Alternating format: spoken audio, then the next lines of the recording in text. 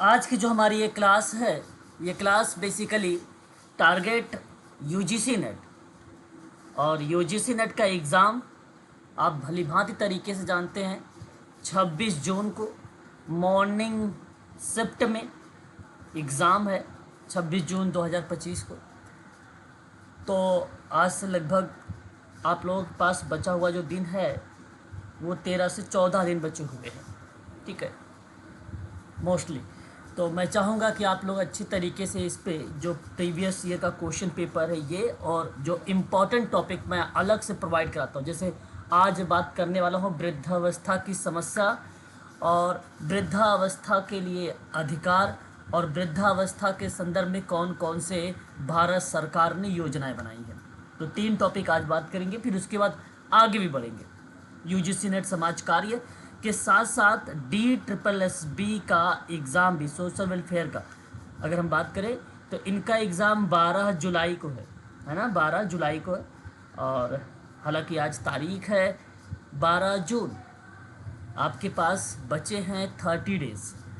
अब इन 30 डेज़ में मैं सभी बच्चों से DSSB से यही कहूँगा, सोशल वर्क और सोशोलॉजी और क्रिमिनोलॉजी का केवल बेसिक आप लोग ये स्टडी करें।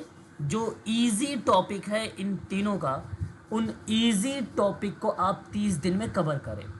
साथ ही साथ जितने भी समाजकारी का प्रश्न पत्र मिले और ख़ासकर PYQ प्रीवियस ईयर का क्वेश्चन पेपर, उन प्रश्न पत्रों को आप सॉल्व करें और उसके नोट्स भी बनाएं, PYQ के नोट्स भी बनाएं, है ना। हर एक प्रश्न के जैसे कि क्या पूछा गया तो उसको आप नोट कर ले विथ ईयर के साथ, ठीक है, वर्ष के साथ, पर पर्सन के साथ आप उन तथ्यों को याद रखें। DSSB अप्लाइड सवालों पर नहीं जाता है, डायरेक्ट PYQ के आधार में जो फैक्ट क्वेश्चंस होते हैं उस पर जाता है। चाहे वो यूजीसी नेट का पेपर हो, चाहे वो मेडिकल सोशल वर्क का पेपर हो, वहीं से प्रश्न बनाएगा और वो सीधा सीधा उठा लेगा, ठीक है। DSSB में कभी भी अप्लाइड प्रश्न नहीं रहेंगे, ठीक है, याद रखें इस बात को, और केवल टू द पॉइंट रहेगा। तो हम लोगों ने पार्ट 1 और पार्ट 2 कवर कर चुके हैं। ये जो पेपर आपके सामने है ये 1 अक्टूबर 2022 का पेपर है। ये आज पार्ट 3 है। आज आपका 1 अक्टूबर 2022 का पेपर समाप्त हो जाएगा। कल हम बात करेंगे 2021 का पेपर, ठीक है। तो क्वेश्चन नंबर ये है 58, ध्यान से सुनेंगे। और ये क्वेश्चन ID है 1062 और नंबर ऑफ क्वेश्चंस की बात करें तो ये 58 है। तो देखिए आगे हम बात करते हैं, अब प्रश्नों को लेकर चलते हैं। बहुत ही ध्यानपूर्वक सुनिएगा और नोट्स भी बनाते चलिएगा हर एक प्रश्न के पीछे। प्रश्न हमारे सामने ये है, कहता है भारत सरकार द्वारा, ठीक है, भारत सरकार द्वारा प्रोन्नत संस्थानों का उल्लेख कीजिए। मतलब इंस्टीट्यूटों के बारे में जब चर्चा की गई है भारत सरकार के द्वारा, तो भारत सरकार ने कौन कौन से संस्थानों में अपना एक अहम रोल अदा किया है, ये जवाब हमें देखना है।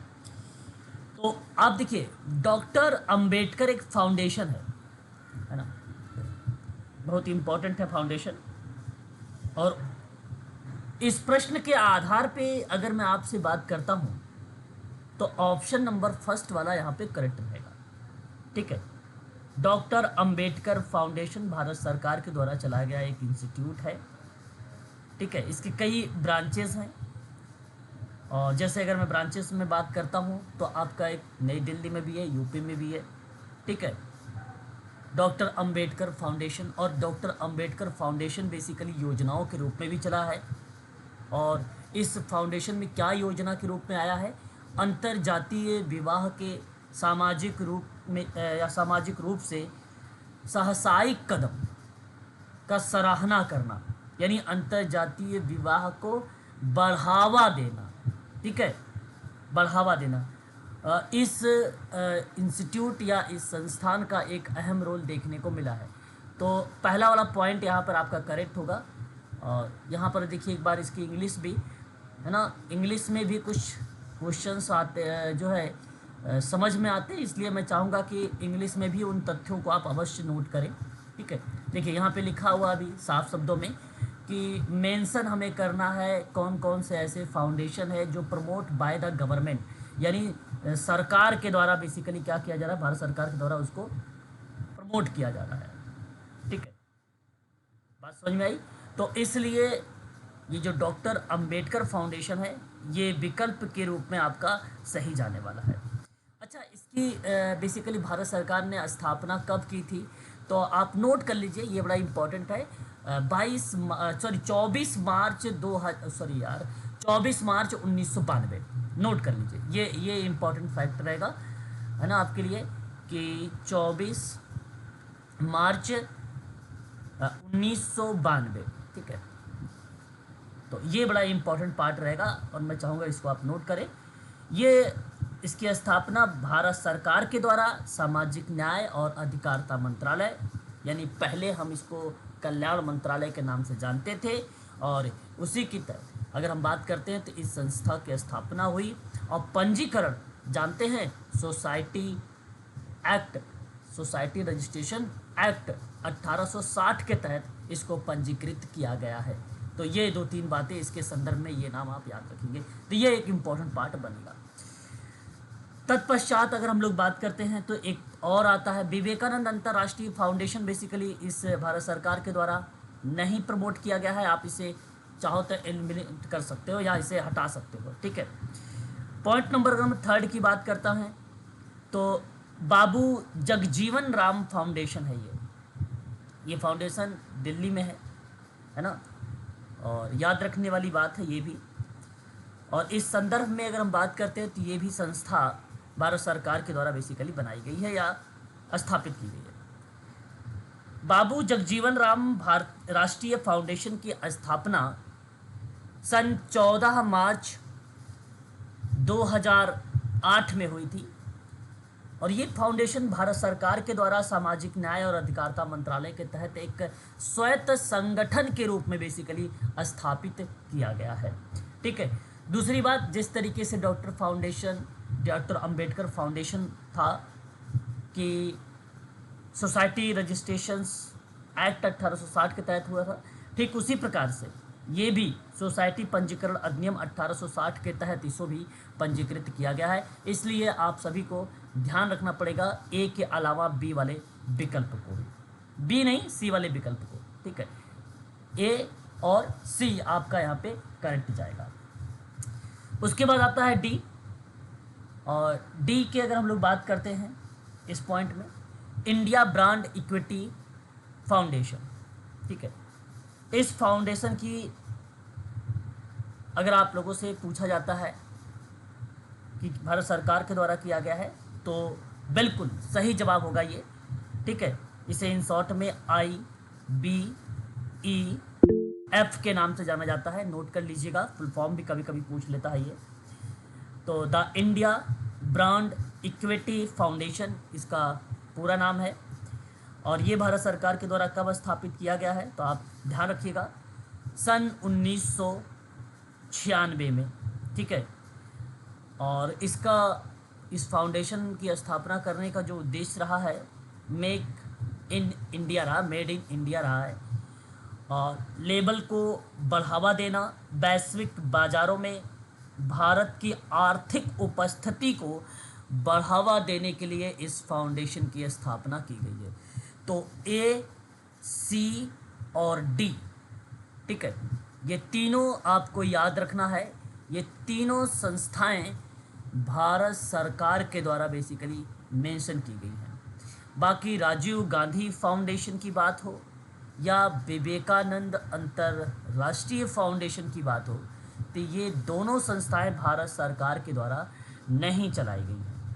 ठीक है, याद रखने वाली बात है भाई, क्लियर रहेगा। एक बार स्पष्ट करेंगे आप सभी लोग, क्या ये पॉइंट क्लियर रहेगा? लेकिन अब देखिएगा थोड़ा सा यहाँ पर, अगर मैं आप लोगों से बातचीत कर रहा हूँ राजीव गांधी फाउंडेशन को लेकर, तो ये 21 जून सन 1991 में आया था, संस्था स्थापित हुई थी।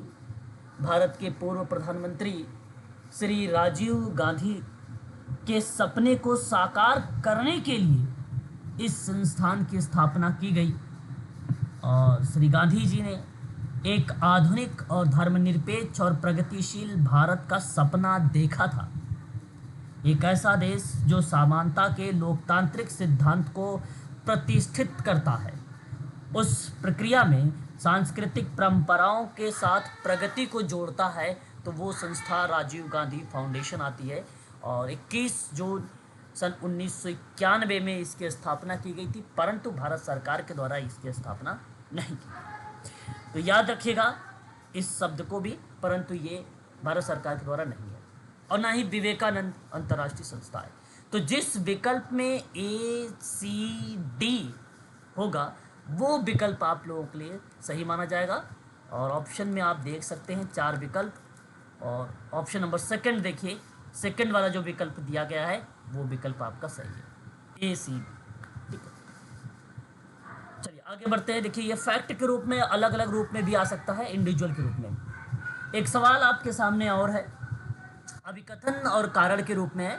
भाई उस समय 2020-21 के दौर में कोविड-19 से पूरा देश प्रभावित था और ये 1 अक्टूबर 2022 में पेपर आया था। तो उस समय एक सवाल कोविड-19 से बनाया गया और कहा गया अभिकथन में कि कोविड-19 का उपयुक्त व्यवहार नौसामान्यता है।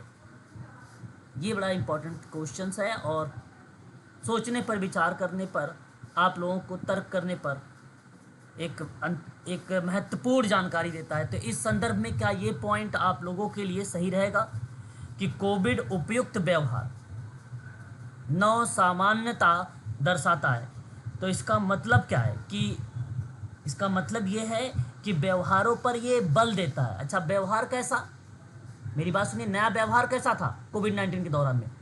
यही था ना भाई, शारीरिक दूरी बनाए रखें, मास्क पहनना ज़रूरी है, नाक, मुंह और आँखों को छूने से बचना है, खांसी की स्वच्छता बनाए रखना है, बार बार हाथ धोना है, सार्वजनिक स्थानों पर थूकना मना था या थूकने से बचना है, है ना। ये जो मैं अभी शब्द बता रहा था ये एक प्रकार का बिहेवियर था। इन नए नए बिहेवियर को दर्शाया गया और बताया गया कि इन सतहों की कीटाणु रहित बनाना है और अनावश्यक यात्रा से हमें बचना है। तो क्या ये बात यानी अभिकथन सत्य माना जाएगा? यस या no? Yes sir. Yes sir. ये सत्य माना जाएगा। तो यहाँ ध्यान देने वाली बात केवल ये था कि उपयुक्त व्यवहार नौसामान्यता दर्शाता है। तो उपयुक्त व्यवहार में नौसामान्यता क्या होता है, ये अगर आप सही तरीके से तर्क कर पाते हैं तो आप ये पॉइंट सही कर लेंगे, अन्यथा ये तो समझ में ही नहीं आएगा कि क्या चीज़ लिखी गई है। ठीक है, तो उपयुक्त व्यवहार का मतलब अप्रोप्रिएट बिहेवियर है कि भाई उस समय क्या चीज़ें चल रही थी, इसलिए हमें वो बातें ध्यान में रखना होगा। तो इसलिए यूजीसी नेट के शब्दों पर ज़रा फोकस करने का ज़रूरत है हम सभी लोगों को। कारण में कहता है कि कोविड-19 ने भारत के स्वास्थ्य प्रणाली को उजागर कर दिया। अच्छा, ये बात तो सही है भाई, महामारी ने भारत में स्वास्थ्य सेवाओं को और भी अधिक प्रभावित किया था। उस समय स्वास्थ्य सेवा प्रणाली में मुख्य जो बाधाएं थी, जैसे संक्रमक और गैर संक्रमक रोगों की बढ़ती संख्याओं से निपटना था इन परिस्थितियों में। ठीक है, तो स्वास्थ्य सेवाओं को ध्यान रखना, ठीक है, पुरानी बीमारियों और टीकाकरण से बेसिकली क्या करना है, जागरूक रहना है। उन संदर्भों में भारत सरकार के स्वास्थ्य प्रणाली ने क्या किया, उस स्वास्थ्य प्रणाली ने उसको उजागर किया यानी जागरूक किया। तो ये तो सत्य बात है, यानी ये भी पॉइंट सत्य है। देखो, और पहली पॉइंट कोविड-19 दर्शाता है बिहेवियर को। दूसरी पॉइंट यहाँ बेसिकली आप ये कह लीजिए कि एक व्यक्ति को किस तरीके से रहना, वो पॉइंट दर्शा रहा था, है ना।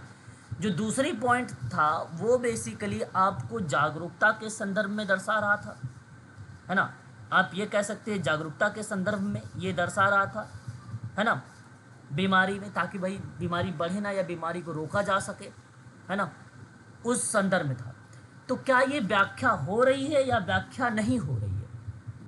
नहीं हो रही सर।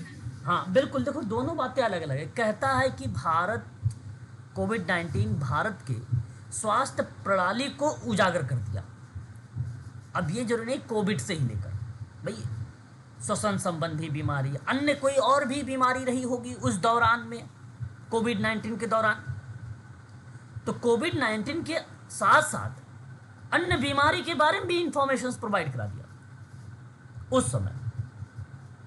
तो ये बात अलग बन गई। दूसरी बात, जो पहला पॉइंट लिखा हुआ वो बेसिकली कोविड-19 को साथ साथ बताता ही है, क्लियर कोविड-19 का, अन्य बीमारी के बारे में जिक्र ही नहीं किया गया।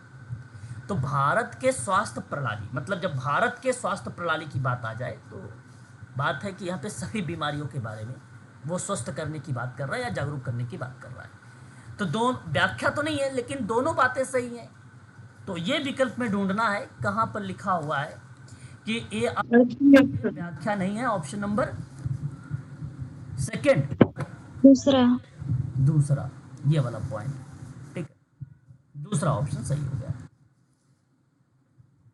आगे बात करते हैं क्वेश्चन नंबर नेक्स्ट हमारे सामने है। देखिए, अब ये सवाल निम्नलिखित में से कौन सा न्यूनतम मजदूरी अधिनियम 1948 है उसके बारे में सही बात कही गई है। अब आपको पता अगर है कि न्यूनतम मजदूरी अधिनियम 1948, ठीक है, तो आप इस सवाल को सही कर दोगे। इसको हम लोग मिनिमम वेजेस एक्ट के नाम से जानते हैं, न्यूनतम मजदूरी एक्ट को इंग्लिश में। देखो, ये भारत में श्रमिकों के लिए न्यूनतम मजदूरी निर्धारित करने के लिए एक महत्वपूर्ण कानून बनाया गया, क्योंकि ऑलरेडी यहाँ पे मजदूरी लिखी हुई है ना, ऑलरेडी। तो आप ये कह सकते हो श्रमिकों के लिए जो न्यूनतम मजदूरी है वो निर्धारित करने की बात इसमें कही गई है, ठीक है।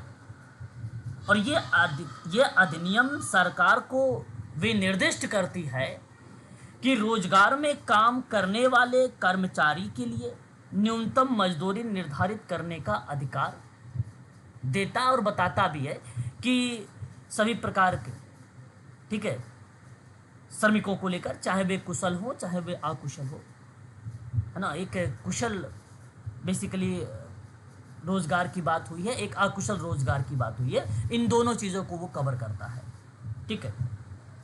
इसका उद्देश्य यही था कि श्रमिकों को शोषण से बचाना है और उन्हें जीवन यापन के लिए एक बुनियादी मानक प्रदान करना है। इसका मोटो था न्यूनतम मजदूरी अधिनियम 1948 साल का, ठीक है।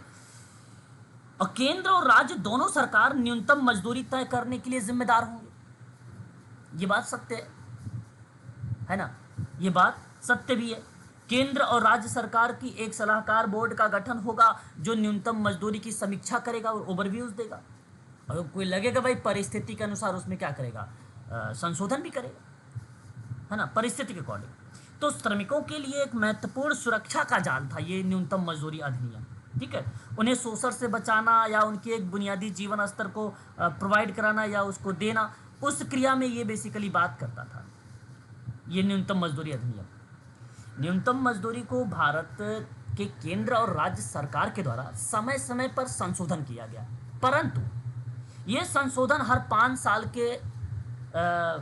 साल से अधिक के अंतराल पर नहीं किया जा सकता। मतलब 5 साल में एक बार ही करना है, 5 साल के बाद नहीं, 5 साल में एक बार, है ना। इसका मतलब ये है कि न्यूनतम मजदूरी की दरें 5 साल से अधिक तक के अंतराल पर संशोधन की प्रक्रिया शामिल थी। ये बात आप ध्यान रखिएगा इसमें, ठीक है। दिल्ली में अकुशल मजदूरी न्यूनतम जो बताया गया, अकुशल मजदूरी की जो न्यूनतम मजदूरी थी वो 18,456 बताया गया था दिल्ली में। दिल्ली की बात मैं कर रहा हूँ। दिल्ली में प्रतिमाह कुशल श्रमिकों की जो मजदूरी बताएगी, जैसे कुशल, जैसे एलिजिबिलिटी के आधार पे वो कुशल व्यक्ति है, उसकी बताएगी 22,411 रुपये। ये साफ शब्दों में इस न्यूनतम मजदूरी अधिनियम में बताया भी गया है, ठीक है। हालांकि पेपर में नहीं पूछेगा कितना है कितना नहीं है, लेकिन ये हालांकि तो 2022 का पेपर है, लेकिन 2024 में हुआ था। मैं आपको बता दूं 2024 में 1 अक्टूबर 2024 को हुआ था। कुशल मजदूर के लिए बताया गया कि भाई जो है 22,411 कुशल के लिए, 22,411 और 18,456 बताया गया अकुशल के लिए। ये मजदूरी बताई, न्यूनतम मजदूरी थी, ठीक है। अब चलिए बात करते हैं पॉइंट ऊपर। पहला पॉइंट कहता है कि गृह आवासन का मूल्य शामिल करने वाली मजदूरी। तो न्यूनतम मजदूरी अधिनियम 1948 में इसके बारे में जिक्र नहीं किया गया है। ठीक है, ये बात सत्य है।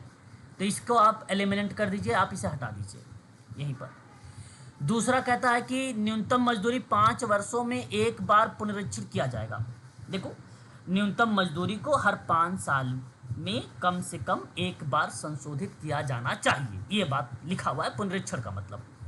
तो ये बात तो सत्य हो गई, यानी क्योंकि मैंने आपको बताया भी अभी, है ना, ये बात सही है और ये यहाँ पे शामिल है। ठीक है ना। दूसरी बात कहता है कर्मचारी द्वारा समयोपरि कार्य हेतु मजदूरी दर सुनिश्चित करने हेतु प्रावधान। ये तो देखो सही बात है, कर्मचारी द्वारा समयोपरि कार्य हेतु न्यूनतम दर सुनिश्चित करने के लिए न्यूनतम मजदूरी अधिनियम 1948 में प्रावधान है। सी वाले पॉइंट के आधार पर बता रहा हूं मैं आपको, ये एक प्रकार का प्रावधान है ना।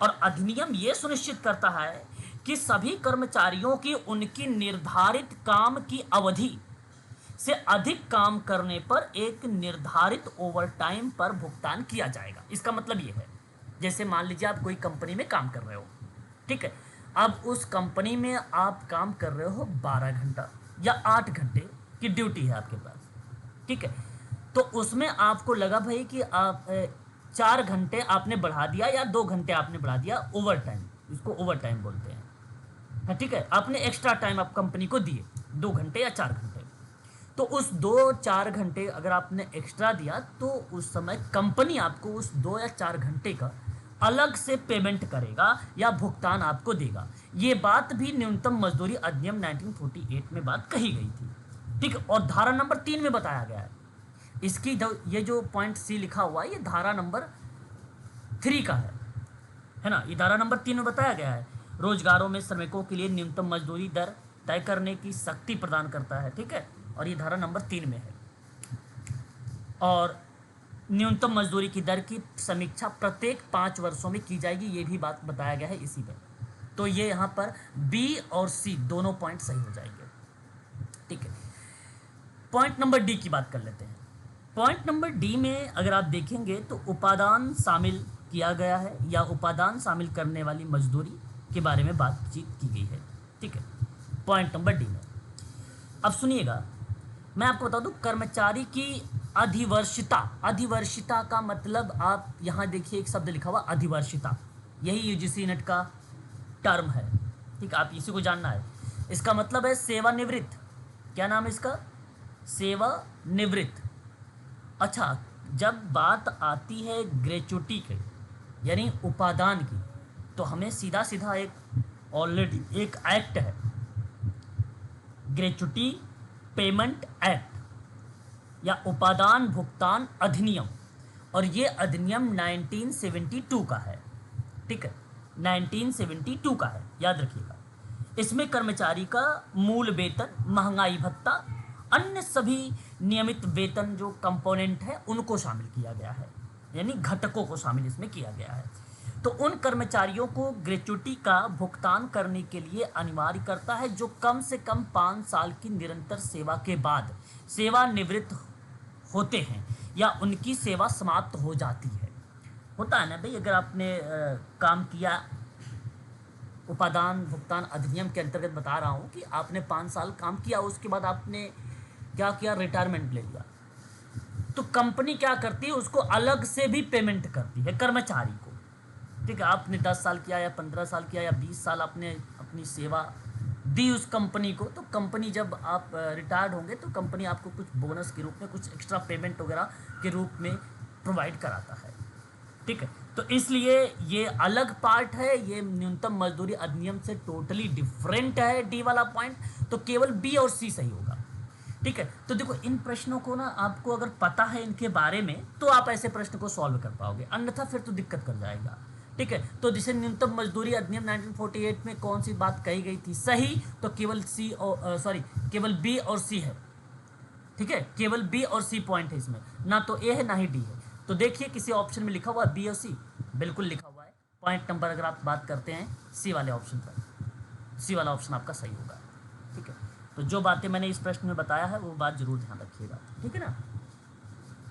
बात करते हैं क्वेश्चन नंबर नेक्स्ट। सवाल कहता है कि निम्नलिखित में से कौन सा परिवार कार्य कारण यानी फंक्शनिंग करने का प्रारूप नहीं है। यानी ये मॉडल दिए गए हैं, है ना, ये मॉडल है। ये जानते हैं कौन से मॉडल दिए गए हैं? मॉडल ऑफ फैमिली फंक्शनिंग की है। और मैं आप सबसे ये बात बता दूं, यहाँ पे इस चीज को ध्यान रखेंगे आप सभी लोग कि इस प्रश्न के आधार पे अगर हम बात करते हैं मॉडल के रूप में, तो मैक मास्टर मॉडल और सरकमफ्लेक्स मॉडल, ठीक है, और स्ट्रक्चरल मॉडल, ठीक है, याद रखिएगा। ये 3 तरीके के मॉडल यहाँ पर जो आपके सामने उपस्थित हैं, ये तीनों के तीनों मॉडल इसमें दिए गए हैं। अच्छा, इसके अलावा एक और मॉडल होता है फैमिली सरकमफ्लेक्स मॉडल भी होता है। 4 मॉडल होता है, ठीक है। इन चारों मॉडल को आप चाहो तो ध्यान में रख सकते हो। अच्छा, अब इन मॉडल में क्या क्या बातें हुई हैं मैं एक बार आप लोगों को बताना भी चाहूँगा, ठीक है।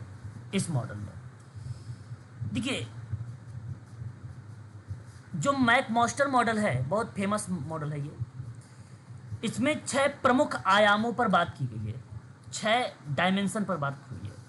एक तो समस्या समाधान पर बात हुई है, दूसरा कम्युनिकेशन यानी संचार पर बात की गई है, तीसरा रोल यानी भूमिका पर बात हुई है, चौथा भावनात्मक प्रतिक्रिया यानी इमोटिव या इमोशनल रिस्पॉन्स पर बात हुई है, पांचवा भावनात्मक भागीदारी पर बातचीत की गई है, और छठा व्यवहार नियंत्रण पर बात हुई है। ये मैक मास्टर मॉडल 6 आयामों पर बातचीत की गई है, ठीक है। ठीक उसी प्रकार से एक कार्यात्मक फैमिली थेरेपी होता है, जिसको फंक्शनल फैमिली थेरेपी कहा जाता है, FFT। इसमें 3 आयाम थे, 3 डायमेंशन था। एक विश्वास प्रणाली थी इसमें, दूसरा एक संगठनात्मक पैटर्न था, और एक संचार प्रक्रिया है। इसमें 3 ही तरीके के मॉडल्स डायमेंशन वगैरह का यूज़ किया गया है इस मॉडल में। अच्छा, थोड़ा सा हम लोग बात करते हैं सरकमफ्लेक्स मॉडल, वही जो मैंने अभी आपको बताया है कि नहीं। उसमें किन किन चीज़ों के बारे में जिक्र किया गया है, तो ध्यान सुनिएगा। पारिवारिक एक यह स्टडी है, ये साइकोलॉजी में कपल या युगल और पारिवारिक प्रणालियों को समझने और उसका आकलन करने पर विशेष बल दिया जाता है इसमें। और इसमें 2 ही तरीके का बेसिकली क्या होता है, डायमेंशन होता है। 2 ही तरीके के डायमेंशन, एक है सामंजस्य। अच्छा, सामंजस्य वाली प्रक्रिया में भावनात्मक बंधन और एकजुटता की बात हुई है सामंजस्य वाली प्रक्रिया में, मॉडल में या आयाम में। दूसरा होता है लचीलापन। लचीलापन मतलब अनुकूलनशीलता और परिवर्तनशीलता के डायमेंशन पर बात हुई है, ठीक है। ये 2 ही डायमेंशंस को लेकर आता है, इसमें 2 ही चीज़ें इस पर जिक्र किया गया है इस वाले में, ठीक है। अब बात करते हैं, एक आता है स्ट्रक्चरल मॉडल, है ना, स्ट्रक्चरल मॉडल को। ये देखिए, किसी सिस्टम या किसी प्रणाली के भीतर अंतर्निहित संबंधों का प्रतिनिधित्व करता है। ये एक प्रकार का संरचनात्मक मॉडल, ठीक है। मतलब कार्यात्मक संबंधों के बारे में परिकल्पनाओं का परीक्षण करता है एक प्रकार से। और मन का संरचनात्मक एक मॉडल है, मन का संरचनात्मक एक मॉडल है इद, ईगो, सुपर ईगो, जो टर्म सिगमंड फ्रायड को रिप्रेजेंट करता है ना।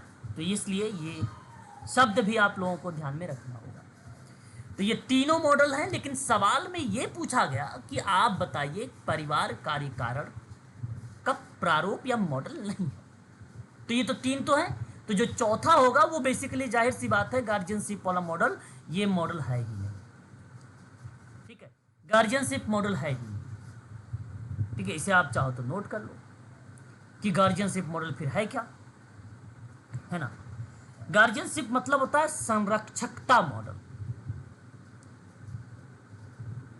है ना।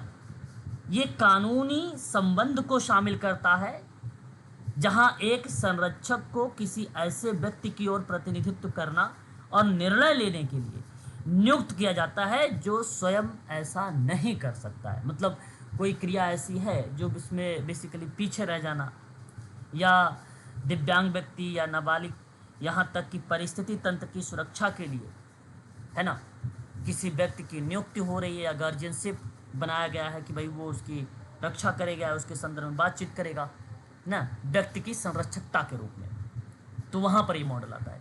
बेसिकली अगर मैं देखो, ASD का नाम सुना है, ऑटिज्म, CP का नाम सुना है, सेरेब्रल पॉलिसी, ID का नाम सुना है, इंटेलेक्चुअल डिसेबिलिटी, मल्टीपल डिसेबिलिटी। अब RPWD एक्ट के अंदर जितनी भी डिसेबिलिटीज हैं उनको आप यहाँ पे सोचो, यानी अब सीधा सीधा ये कहता है व्यक्तिगत संरक्षकता, ठीक है। तो ऑटिज्म के बच्चों के लिए, सेरेब्रल पॉलिसी के बच्चों के लिए, मानसिक मंदता के लिए, बहुविकलांगता वाले व्यक्तियों के लिए अभिभावकों की नियुक्ति होती है, तो वहां पर अभिभावक मॉडल लगता है RPWD एक्ट वाले में। सॉरी, यहां मैं आपको एक बात और बता देता हूं, ये खासकर गार्जियनशिप मॉडल अगर परीक्षा में पूछिए है किसका मॉडल, तो आप RPWD एक्ट मत बताइएगा, वहां पे गलत हो जाएगा। ये मॉडल है नेशनल ट्रस्ट 1999 का है, ठीक है।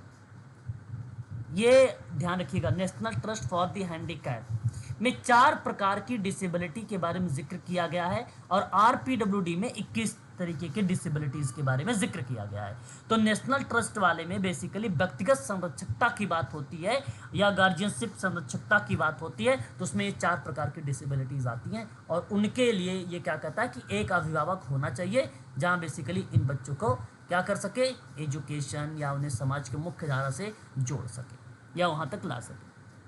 तो ये दूसरा मॉडल कहीं दूसरे पॉइंट से जोड़ा गया है, ये बात ध्यान रखिएगा, ठीक है। तो ये इंपॉर्टेंट पॉइंट था हमारे लिए। बात करते हैं अगले सवाल को लेकर। अगला सवाल आपके सामने कहता है कि सामाजिक समूह कार्य समाज कार्य पद्धति। सर उसका आंसर होगा वो Mac. Answer Mac master model होगा जी ठीक है सर, ठीक है। गार्जियनशिप मॉडल है इसका। आंसर जो उसका होगा पॉइंट नंबर 4 ऑप्शन होगा, ठीक है भाई। ठीक है। आंसर गिवन देख रहे हो क्या? ये देखो बच्चे का क्वेश्चन पेपर आया हुआ है। नहीं सर, नहीं सर, मुझे कंफर्म नहीं हो रहा था ना सर, वही। ठीक है सर। ठीक है, देखो अभिभावक के लिए यही है, बाकी वो तीनों जो है फैमिली के मॉडल थे। अब प्रश्न में जी मॉडल नहीं है फैमिली का, तो ये फैमिली ठीक है मॉडल सर। है। सामाजिक समूह कार्य, देखिए आप सबको पता है समाज कार्य की 2 पद्धति है, वाल्टर एंड्रियास फ्रीडलैंडर ने बताया है, और एक है प्राथमिक और दूसरा है सहायक, ठीक है, ये बात आपको पता है। अब उसी में से एक आता है सोशल ग्रुप वर्क प्राथमिक में। तो सवाल यही है कि सामाजिक समूह कार्य समाज कार्य की पद्धति के रूप में, यानी ये बात सही है फ्रीडलैंडर के अकॉर्डिंग अगर हम चलते हैं तो। फिर कहता है इनमें से निम्न में से किसके या किन के विकास को लक्षित करता है, तो यानी ग्रुप वर्क किन कार्यों पर अधिक बल देता है या उनको विकास पर बल देता है। ये 4 पॉइंट आपके सामने दिए भी गए हैं, ठीक है। तो अगर मैं बात करता हूं ग्रुप वर्क में, याद रखिएगा, और कम्युनिटी वर्क में याद रखिएगा, इन दोनों प्राथमिक प्रणाली में नेतृत्व का गुण देखा जाता है या नेतृत्व का विकास किया जाता है। इसका मतलब है लीडरशिप वाला पहला जो पॉइंट है ये आपका करेक्ट है, आता है, ये साफ शब्दों में लिखा भी है किताबों में। हरियन की किताब देखें या आप इग्नू की किताब देखें, कोई भी आप बुक लेते हैं तो आपको मिल जाएगा उसमें नेतृत्व गुण। दूसरी बात अगर हम लोग करते हैं यहाँ पर पॉइंट नंबर 2 में जनतांत्रिक क्रियाशीलता। जनतांत्रिक क्रियाशीलता का अर्थ क्या होता है मैं आपको बता देता हूँ कि किसी लोकतांत्रिक व्यवस्था में जनता को सक्रिय रूप से भाग लेना और अपनी सरकार को प्रभावित करने के लिए प्रेरित करना, उसको बोलते हैं जनतांत्रिक क्रियाशीलता। और मैं आपको बता दूं कि सामाजिक समूह कार्य में समाज कार्य पद्धति के रूप में जनतांत्रिक क्रियाशीलता के विकास पर बल दिया जाता है। तो इसलिए मैं आपसे बात करता हूं तो ये पार्ट बनेगा। हालांकि केस वर्क कहता है इंडिविजुअल व्यक्ति को, ठीक है, इंडिविजुअल व्यक्ति की बात करता है। ग्रुप वर्क में जब आते हैं तो वो ग्रुप की बात करने लगता है। तो जहाँ ग्रुप की क्रियाएं होती हैं, कम्युनिटी की क्रियाएं होती हैं, तो वो कहीं ना कहीं जनतांत्रिक क्रियाओं पर बल देती है विशेषकर, ठीक है, विशेषकर। तो आप समूह कार्य के अंतर्गत इसको शामिल कर सकते हो सेकंड वाले पॉइंट को भी, ठीक है। तो यानी बी वाला पॉइंट भी आपका सही जाएगा। बात करता हूं सी, यहां पर नोट कर लीजिए अगर आपके पास कॉपी पेन है। सामंजस्य शब्द जहां कहीं भी सोशल वर्क के पेपर में या पॉइंट में लिखा हुआ मिल जाए, कोहेंसिव इसको इंग्लिश में कहते हैं, कहीं कहीं कोहेंसन भी इसको लिखा जाता है, तो याद रखिएगा कि ये ऑप्शन हमेशा सत्य होता है, गलत कभी हो ही नहीं सकता है। अगर ये कहीं भी आपको दिख जाए सोशल वर्क के पेपर में और वो किसी भी ऑप्शन में अगर है तो ये सही होता है। ये सामंजस्य एक ऐसी स्थिति है जहां विभिन्न तत्व और व्यक्ति एक साथ तालमेल से काम करते हैं, जिससे समग्र रूप से एक सुसंगत और प्रभावी प्रणाली बेसिकली क्या होती है, बनती है। दक्षता एक कार्य को कुशलता पूर्वक और बिना अनावश्यक संसाधन खर्च किए करने की क्षमता पर अधिक बल देता है। तो किसी कार्य या प्रक्रिया को सामंजस्यपूर्ण तरीके से करने में दक्षता कितनी है उसको ये बेसिकली रिलेट कराती है। तो इसलिए ग्रुप वर्क में दक्षता शब्द जो है, इफिशियंसी, दक्षता का मतलब इफिशियंसी की बात होती है, तो उस पर बल दिया जाता है। तो इसलिए आपका पहला, दूसरा, तीसरा सही गया है अभी तक। अनुशासित, अनुपालक एक शब्द लिखा हुआ है, ठीक है। ये जो शब्द लिखा हुआ है ये आपका सामाजिक समूह कार्य के अंतर्गत इन पद्धति में यहाँ पर शामिल नहीं किया गया है। डिसिप्लिन एक प्रकार से आप इसे कह सकते हैं, है ना। कंप्लेन मतलब अनुपालन का नाम आप ले सकते हैं। इसका मतलब क्या है मैं आपको बताता हूं। कोई व्यक्ति नियम या विनियम या मानक का पालन करता है ना, नियमों का, विनियमों का, मानकों का पालन करता है कोई व्यक्ति, चाहे मैं हूं चाहे आप हो, और वह अपने व्यवहार में अनुशासन रखता है। इसका मतलब है कि मैं एक व्यक्ति की बात कर रहा हूं, इसका मतलब है कि मैं केस वर्क की बात कर रहा हूं, ना कि ग्रुप वर्क की बात करता हूं, है ना। तो इसका मतलब है कि वह बिना किसी बाहरी दबाव के अपने कार्य को सही तरीके से करता है और वह किसी भी प्रक्रिया और निर्देश का पालन करने में सक्षम होता है।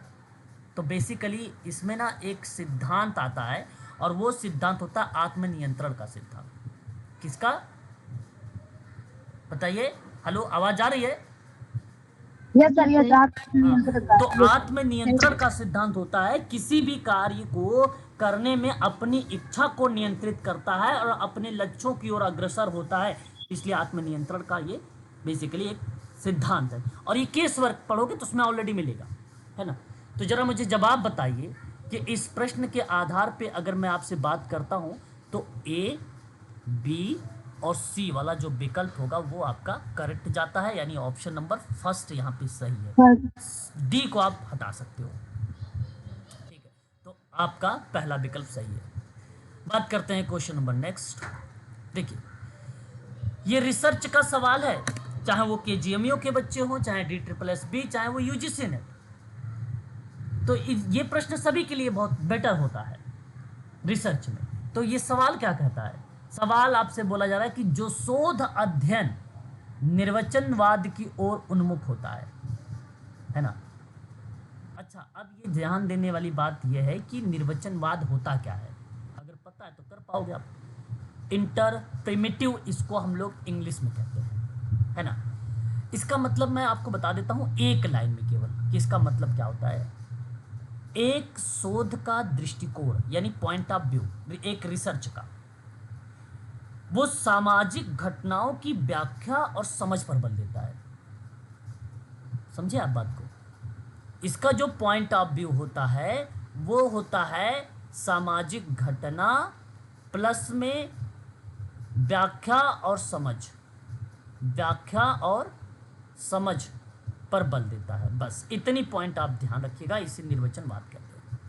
तो उस उपयुक्त शोध उपागम को हम कहा जाएगा या हम लोग किस नाम पर संबोधित करते हैं या किससे हम लोग जानते हैं, ये पॉइंट आपके सामने दिया गया है। गुणात्मक। अगर आपने मैम गुणात्मक शोध बताया है तो सही जवाब दिया है। जो शोध अध्ययन निर्वचनवाद की ओर झुके होते हैं वो कहलाते हैं गुणात्मक अनुसंधान उपागम। दो ही तरीके के उपागम होते हैं, एक होता है मात्रात्मक अनुसंधान उपागम और एक होता है गुणात्मक, ठीक है। और यहाँ बात गुणात्मक अनुसंधान उपागम की है, तो इसका मतलब है कि मानव अनुभव और अर्थों की व्याख्या कर रहा है। निर्वचनवाद को बढ़ावा देने के लिए उपयुक्त उपागम यही है। एक सामाजिक शोधकर्ता स्वयं यानी आप एक व्यक्ति के रूप में अपने अनुभव, अपने दृष्टिकोण को आप जब शामिल करते हो तो उसे ही निर्वचनवाद का नाम दिया जाता है। और ये व्यक्ति के अर्थों पर केंद्रित होता है। ये व्यक्ति गुण है तो व्यक्ति के अर्थ पर होगा, क्वांटिटी नहीं है, क्वालिटेटिव है, तो इसलिए ज़्यादा से ज़्यादा वो उसके गुणों पर बल दे रहा है। ये यहाँ भेदभाव भी शामिल है, यहाँ भेदभाव भी शामिल है।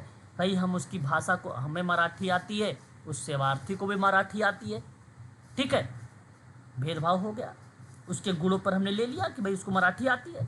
मान लीजिए उसकी संस्कृति हमारी संस्कृति से मैच करती है तो मैंने उसके साथ काम किया। हमारा पहनावा या हमारा जो भी एक्टिविटी है या अनुभव उससे मैच हो रहा है और हमने क्या किया, उसको चुनाव कर लिया, इसलिए आपका सेकंड पॉइंट सही हो जाएगा इस प्रश्न का। Question number next. अगला सवाल कहता है कि सामाजिक सुरक्षा के संदर्भ में कई मुद्दे हैं, परंतु national institute of social defence की बात करते हैं यहाँ पर, ठीक है, ये शब्द है। इनमें से कुछ मुद्दों को देखता है। ये देखिए, सामाजिक सुरक्षा में कहा गया कि national institute of social defence कौन कौन से मुद्दों पर बात करता है ना, अच्छी बात है। और इनमें जानते हैं, आप सबको मैं बता देता हूँ, ध्यान से सुन लीजिएगा।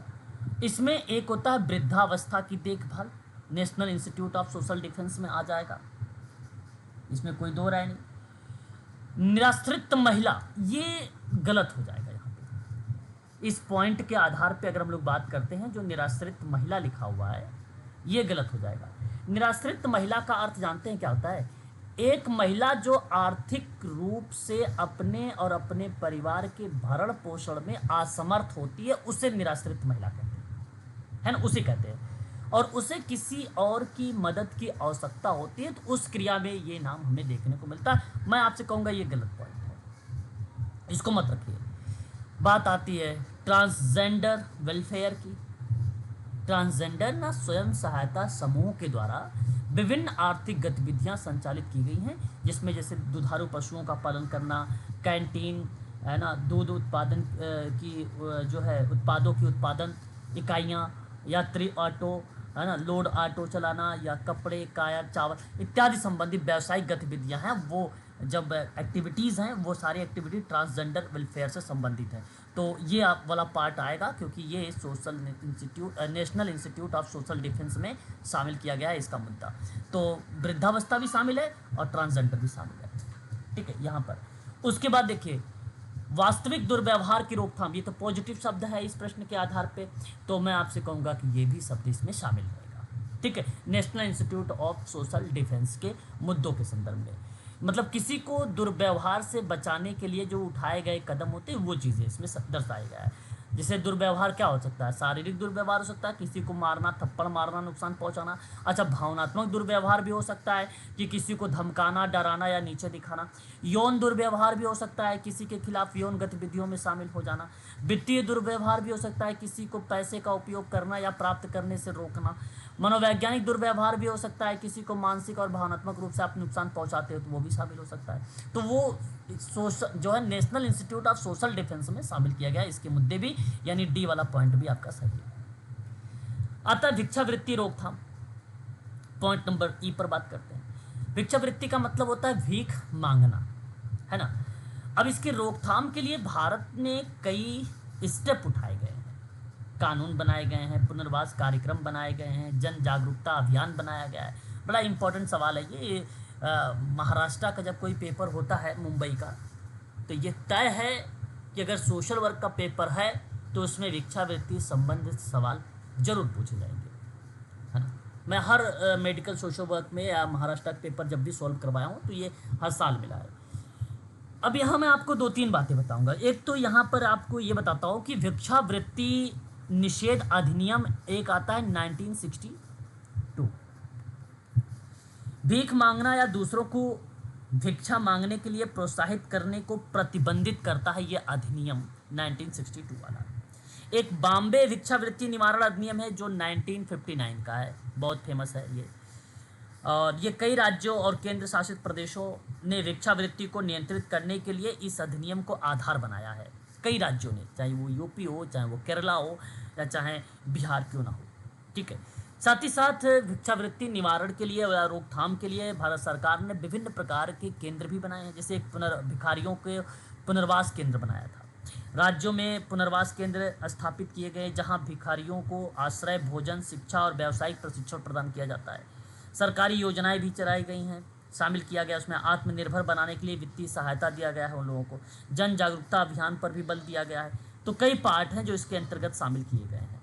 इसमें खासकर जो मुद्दे बनते हैं, जैसे गरीबी की वजह से, अशिक्षा की वजह से, सामाजिक आर्थिक असमानता, इस वजह से वो बेचारे ऐसे कर सकते हैं, ऐसा हो सकता है मे भी। तो यहाँ सही जवाब होगा ACDE। केवल बी नहीं है, बी वाले को जिस ऑप्शन में होगा उसको एलिमिनेट करके आप उस ऑप्शन को सही कर दीजिए, ठीक है।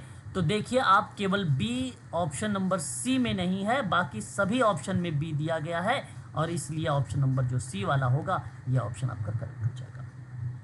ठीक है, आगे बढ़िए, एक और सवाल लेते हैं। सम्मिलित करने वाले सवाल यहाँ पर दिया गया, एक तरफ कॉन्सेप्ट दिया गया है, ठीक है, दूसरी तरफ उस कॉन्सेप्ट से मैचअप करने के लिए एक शब्द दिए गए हैं या विचारक के नाम दिए गए हैं। तो सामाजिक दूरी का एक मापन है बोगार्ट्स महोदय के द्वारा दर्शाया गया है, यानी बोगार्ट्स को आप चौथे पॉइंट पर देखेंगे तो आपको साफ शब्दों में दिखाई देगा, ठीक है। वहीं अगर हम लोग बात करते हैं सामाजिक समापन के बारे में, तो यहाँ पे मैक्स वेबर का ये शब्द हमें देखने को मिलता है, जो कि पहले पॉइंट को ये रिलेट कराते हैं। सामाजिक अगर हम बात करते हैं डार्विनियंस का लेकर, ठीक है, और इस शब्द को रिप्रेजेंट करने वाला हर्बर्ट स्पेंसर आ जाएगा। तो आपने पढ़ा भी होगा, सामाजिक डार्विनवाद शब्द पढ़ा होगा, वही डार्विज्म शब्द को हम रिप्रेजेंट कर रहे हैं यहाँ पर, और ये है हर्बर्ट स्पेंसर के द्वारा, ठीक है, यानी दूसरे पॉइंट को मैच करता है। सामाजिक विकास बचता है, और सामाजिक विकास में आप सभी लोग नाम लगाएंगे दुर्खिम का नाम, एमिल दुर्खिम आपका तीसरे वाले पॉइंट में दर्शाए गए हैं, ठीक है। तो याद रखिएगा, सामाजिक दूरी बोगार्ट्स का नाम, सामाजिक समापन मैक्स वेबर का नाम, सामाजिक डार्विनवाद हर्बर्ट स्पेंसर, और सामाजिक विकास में एमिल दुर्खिम का नाम। तो यहाँ पे जहाँ जिस ऑप्शन में 4, 1, 2, 3 ऑप्शन होगा वही आपका विकल्प भी सही माना जाएगा। प्लीज एक बार ढूंढ के बताइए कौन सा ऑप्शन में दिया गया है 4, 1, 2, 3। 4 ऑप्शन, तो 4 ऑप्शन आपका सही हो जाएगा। बात करते हैं अगले सवाल की तरफ। अगला सवाल कहता है आचार संहिता। ये आचार संहिता 2019 में 2 बार बैक टू बैक सवाल पूछा गया था, ऊपर नीचे करके। 2022 में भी आप देख रहे हैं सवाल पूछा गया है आचार संहिता। आचार संहिता सेवार्थी के लिए नहीं होता है, आचार संहिता होता है मेडिकल सोशल वर्कर के लिए, है ना, कोड ऑफ एथिक्स। अब इसमें आप ये ध्यान से सुनिए मेरी बात कि आचार संहिता में व्यावसायिक सामाजिक कार्यकर्ताओं, अब व्यावसायिक सामाजिक कार्यकर्ता आप और आप ही के लिए कोड ऑफ एथिक्स होता है, हेतु 10 मूल अभिक्षमताओं की सूची है। ये बात सही है, लगभग 10 अभिक्षमताओं की सूची बनाई गई है, ऐसा प्रश्न कहता है। निम्नलिखित में से कौन सा एक मूल अभिक्षमता के रूप में शामिल नहीं किया गया है? तो देखो यहाँ अगर हम बात करते हैं, आचार संहिता में एक व्यावसायिक पहचान शामिल है, सामाजिक और आर्थिक न्याय शामिल है, आलोचनात्मक चिंतन शामिल है। आलोचनात्मक चिंतन एक शब्द भी है पाउले फ्रेरे का, ये भी। लेकिन जो एक्सेप्टेंस है ये बेसिकली सिद्धांत है, और ये सिद्धांत सोशल केस वर्क का है, ना कि आचार संहिता का 10 अभिक्षमताओं की में सूची में शामिल किया गया है, ठीक है। तो ये केस वर्क का सिद्धांत रॉबर्ट बिस्टिक के द्वारा 1957 में ये दिया गया था। तो ये प्रिंसिपल है, ऑप्शन नंबर 2 सही है इस सवाल का जवाब। Question number next. सवाल कहता है कि वह प्रतिदर्श, ये देखिए सवाल रिसर्च का सवाल दिया गया है, और प्रतिदर्श है, इसका मतलब है कि सैंपल से ये सवाल है। तो कहता है कि वह प्रतिदर्श प्रारूपण जिसमें सिद्धांत के खंडन या व्याख्या के द्वारा सिद्धांत के विकास में योगदान देने की उनकी क्षमता के आधार पर केस अध्ययन का चयन किया जाता है, उसे हम क्या नाम संबोधित करेंगे या किस नाम से हम उसको जानेंगे? तो ये बात देखो, यहाँ तो ये बात क्लियर है, ये तो ना तो प्रोबेबिलिटी है और ना तो ये नॉन प्रोबेबिलिटी है कि नहीं? तो इसलिए प्रोबेबिलिटी वाला ऑप्शन आपका कट जाएगा, और नॉन प्रोबेबिलिटी अगर कहीं पर ऑप्शन है तो वो भी कट जाएगा। और जब नॉन प्रोबेबिलिटी का ऑप्शन कट जाएगा तो नॉन प्रोबेबिलिटी में आता है, आपने पढ़ा होगा मल्टी स्टेज सैंपलिंग, इसलिए आप इसे भी काट दोगे। आपने क्लस्टर सैंपलिंग पढ़ा होगा, क्लस्टर सैंपलिंग किस में है, क्लस्टर प्रोबेबिलिटी में है। जब यहाँ पे मैंने प्रोबेबिलिटी में काट दिया इसको तो सिंपल सी बात है, इसका जो पार्ट है वो भी कट जाएगा, यानी ये भी आपका यहाँ पे कट जाएगा। तो ये बचा आपका सैद्धांतिक जो है प्रतिदर्श, ये वाला ऑप्शन आपका सही हो जाएगा इस प्रश्न के आधार पे। दूसरा विकल्प यहाँ पे सही आएगा, थ्योरेटिकल सैंपलिंग का ये पार्ट है।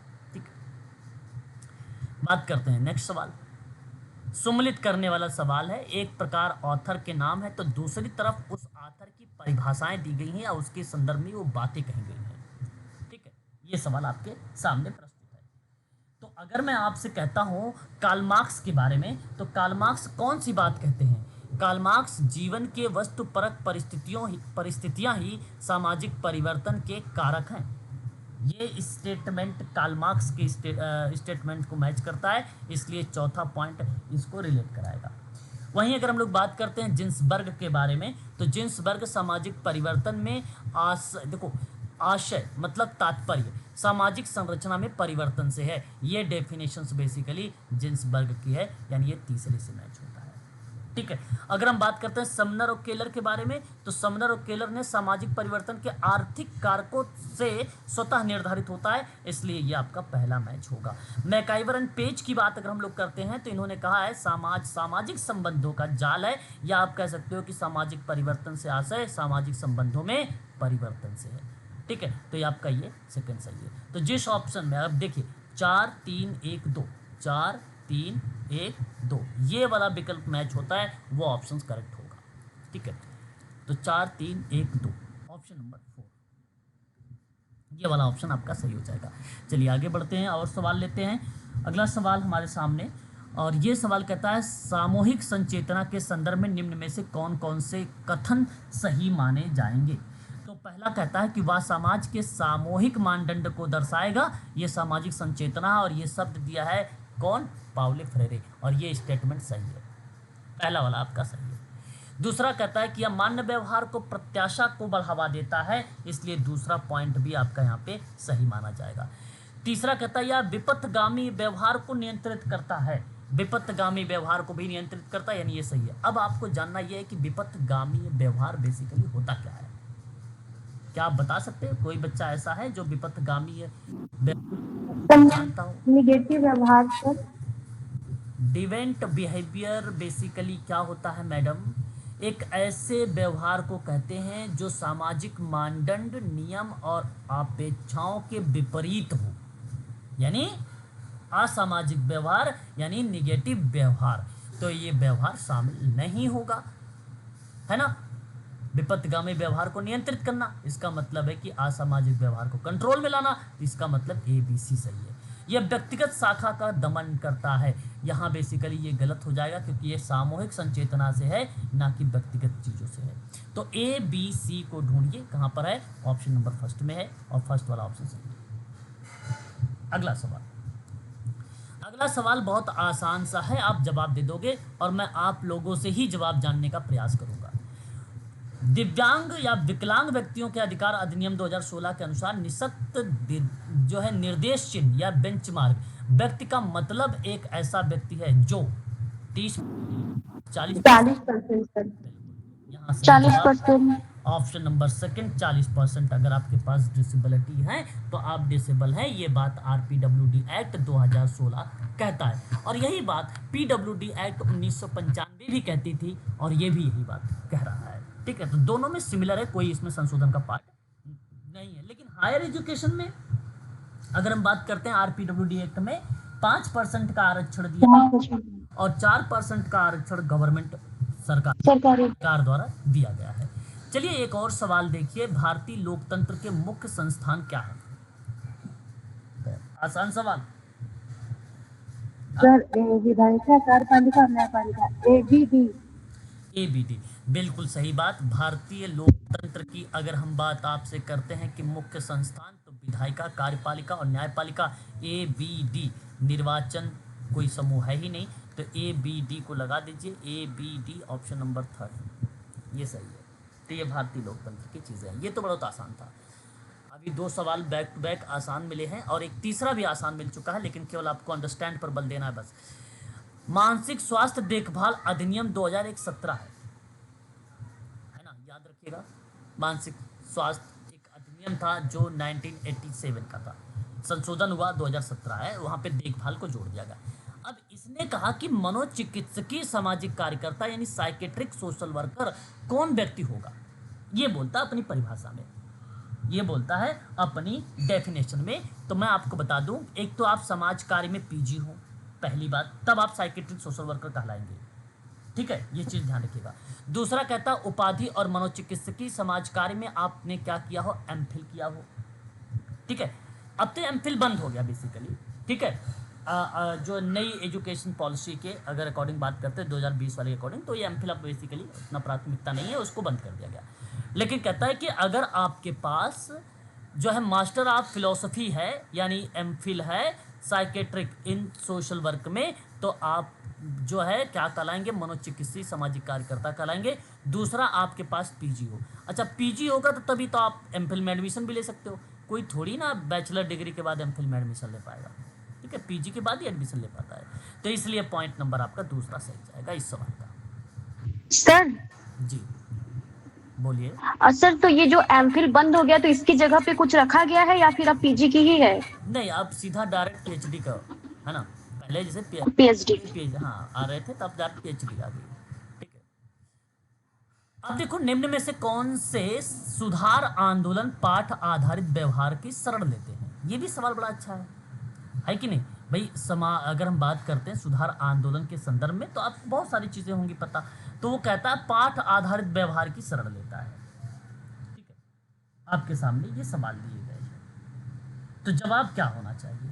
एक तो देखो आर्य समाज, ठीक है। दूसरा अगर मैं आपसे बात करता हूं देवबंद आंदोलन। अभी आपको ये सवाल समझ में नहीं आया होगा, मैं आपको एक बार इंग्लिश दिखाऊंगा, उसके बाद इन चीजों पर फोकस करने का प्रयास करूंगा।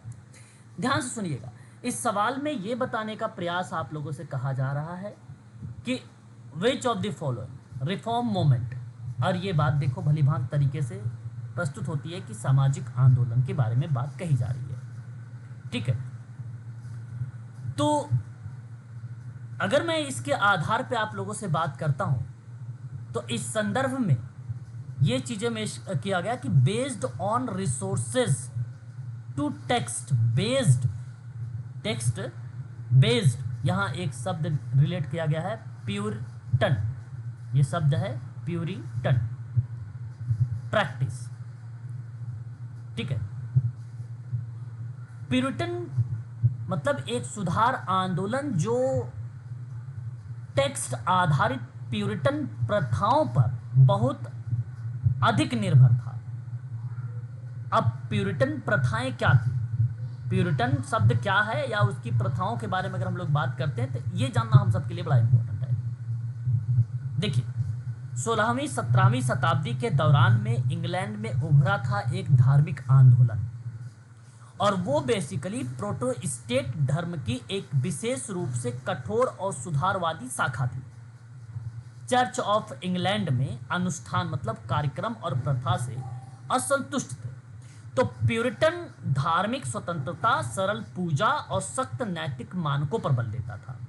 उन्होंने ये विश्वास किया था कि ईश्वर ने पहले ही तय कर लिया है कि कौन स्वर्ग जाएगा, और एक सिद्धांत बताता था, पहले ही ये निश्चित हो गई थी, पहले ही निश्चित हो गई थी कौन स्वर्ग जाएगा कौन नरक जाएगा।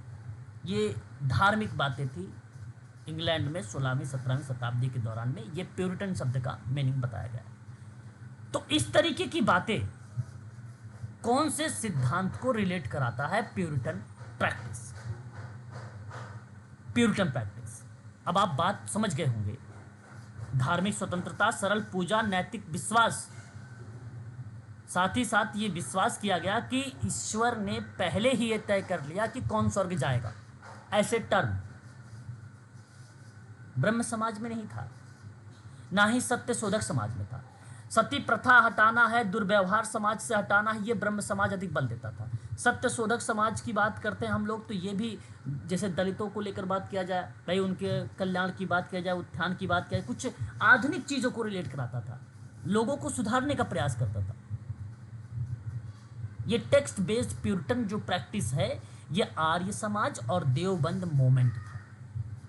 बी और सी विकल्प सही जाएगा, और ढूंढिए इस ऑप्शन में कहीं बी और सी है। अगर बी और सी है तो ऑप्शन नंबर सेकंड आपका सही है। दूसरा ऑप्शन, ठीक है, ये बातें दर्शाई गई थी। प्यूरिटन ने बाइबल को स्वयं पढ़ने और उसकी व्याख्या करने के इंपॉर्टेंस पर अधिक बल दिया था, उस क्रियाओं पर। ठीक है, बात करते हैं नेक्स्ट सवाल पर लेकर।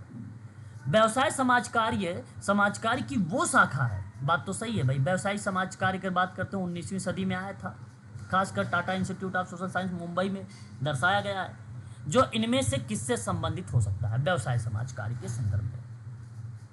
ठीक है, तो यहां मैं बता दूं, कार्य और कार्यकर्ता और कार्यस्थल, मतलब आप ये कह लीजिए कि वर्क हो गया या गोल हो गया, या यहाँ पर आप कह लीजिए कार्यकर्ता यानी सोशल वर्कर हो गया, कार्यस्थल हो गया वो जो संस्थाएं हैं। ठीक है, ये था समाज कार्य में 3 कंपोनेंट है, बहुत मुख्य है, तीनों अलग अलग पार्ट में आ जाते हैं। जब मैं केस वर्क की बात करता हूं तो उसमें देखिए एक केस वर्कर, एक क्लाइंट हो जाएगा, दूसरा सोशल वर्कर हो जाएगा, तीसरा प्लेस हो जाएगा या स्थान या संस्थान हो जाएगा। ठीक, अगर मैं बात करता हूं ग्रुप वर्क में तो एक ग्रुप हो जाएगा, एक सोशल वर्कर हो जाएगा, एक संस्थान हो जाएगा। ठीक, अगर मैं कम्युनिटी वर्क में बात करता हूं तो एक कम्युनिटी हो जाएगी, एक सोशल वर्कर हो जाएगा, एक प्लेस हो जाएगा यानी कार्यस्थल हो जाएगा। ठीक उसी प्रकार से यहाँ पे प्रश्न बनाया गया था कि व्यवसाय समाज कार्य की बताइए वो शाखा किससे संबंधित है, तो ये कार्य यानी वर्क, वर्कर्स और वर्क प्लेस, यही ऑप्शन नंबर बी आपका करेक्ट जवाब है। ठीक है, ये कंपोनेंट है, व्यवसाय समाज कार्य के घटक इसको कहा जाता है किताबी लैंग्वेज में। ठीक है, याद रखेंगे। बात करते हैं नेक्स्ट सवाल पर। अगला सवाल अगेन एक कोविड-19 से है, थोड़ा सा विचार करेंगे तो ये सवाल आप अच्छा कर पाओगे। सवाल क्या कहता है? सवाल कहता है कि समाजकारी भारत में अपनी पहचान स्थापित करने में समर्थ नहीं हो पाया है। भाई समाजकारी भारत में अभी अपनी पहचान स्थापित करने में समर्थ नहीं हो पाया है। क्या ये बात सत्य है या नहीं? अगर सामर्थ हो जाता फिर तो दिक्कत ही नहीं होती, सबको नौकरी हो जाती, सोशल वर्कर हर जगह फेमस होते। तो ये बात तो सत्य है ना? बोलो भाई यस या नो। जी जी सर। सर। तो ये बात तो ठीक है। तो ये चीजें तो अलग है और ये समाज कार्य की बातें में, लेकिन दूसरा शब्द जो दूसरा कथन दिया गया कोविड-19 दिया है, यानी ये स्पष्ट हो गया कि व्याख्या तो नहीं है। अच्छा, ऑप्शन में व्याख्या वाला है भी नहीं। चलो पढ़ते हैं। कोविड-19 के कारण उत्पन्न हुए संकट में समाज कार्य के व्यावसायिक कार्यकर्ता उत्तर देने में असफल हुए थे। भाई उस समय सोशल वर्कर कह रहा है कि सोशल वर्कर उस समय कोविड-19 के दौरान में लोगों की मदद करने में असमर्थ थे। क्या ऐसी बात लगती है आपको, या था, या कंडीशन थी? नहीं। कोविड-19 के दौरान में जो भी लोग संकट की स्थिति में थे, सामाजिक कार्यकर्ता, व्यावसायिक कार्यकर्ता सफल हुए थे, उनकी मदद कर रहे थे। ठीक है, यह था उस परिस्थिति या उस समय ऐसा हुआ था और लोग करते भी थे। ठीक है, और ये मैं एक व्यावसायिक कार्यकर्ता था, हर व्यक्ति एक दूसरे व्यक्ति की मदद करता था कोविड-19 के दौरान। अगर किसी मजदूर के पास या कोई किसी व्यक्ति के पास खाने की भी नहीं थे, ठीक है, तो उसको खाना भी, उसको अन्न वगैरह प्रोवाइड भी करा देते थे उस दौरान में। ठीक, अगर कोई आपके पड़ोसी या आपके कोई बगल में भी अगर ऐसा व्यक्ति रहा होगा तो आप भी उसकी मदद कर देते थे, एक नॉर्मल व्यक्ति भी, तो सामाजिक कार्यकर्ता क्यों नहीं करेगा? तो ये गलत पॉइंट लिख दिया यहाँ पर यूजीसी नेट ने। तो पहला सही है, दूसरा गलत है। इस ऑप्शन में ढूंढिए कहाँ पर है। पहला सही, तीसरा। दूसरा गलत। बिल्कुल तीसरा ऑप्शन सही है, तीसरा ऑप्शन सही है। बात करते हैं क्वेश्चन नंबर नेक्स्ट। विलम्ब होने वाली कंपनियों के मध्य सांस्कृतिक संबंधों का निदान करता है। प्रश्नों को हमें बहुत ही ध्यानपूर्वक समझना है केवल, ठीक है, और उसके बाद ही उन प्रश्नों का जवाब देना है। अब यहाँ शब्द जैसे विलम्ब आ गया है ना, मैं आपको बता देता हूँ। विलम्ब होने वाले कंपनियों के बीच में सांस्कृतिक संबंधों का निदान करना एक जटिल प्रक्रिया है, क्योंकि इसमें विभिन्न सांस्कृतिक कारकों को समझना और उसमें प्रभावों को पहचानना शामिल किया गया है। डायग्नोसिस कंपनियों के बीच में सहयोग और संचार में सुधार करने में मदद कर सकता है। ठीक है, तो यहाँ बेसिकली शब्द जो दिया गया है, विलंब होने वाली कंपनियों के मध्य सांस्कृतिक संबंधों का निदान करना, और ये स्टेटमेंट करेक्ट है।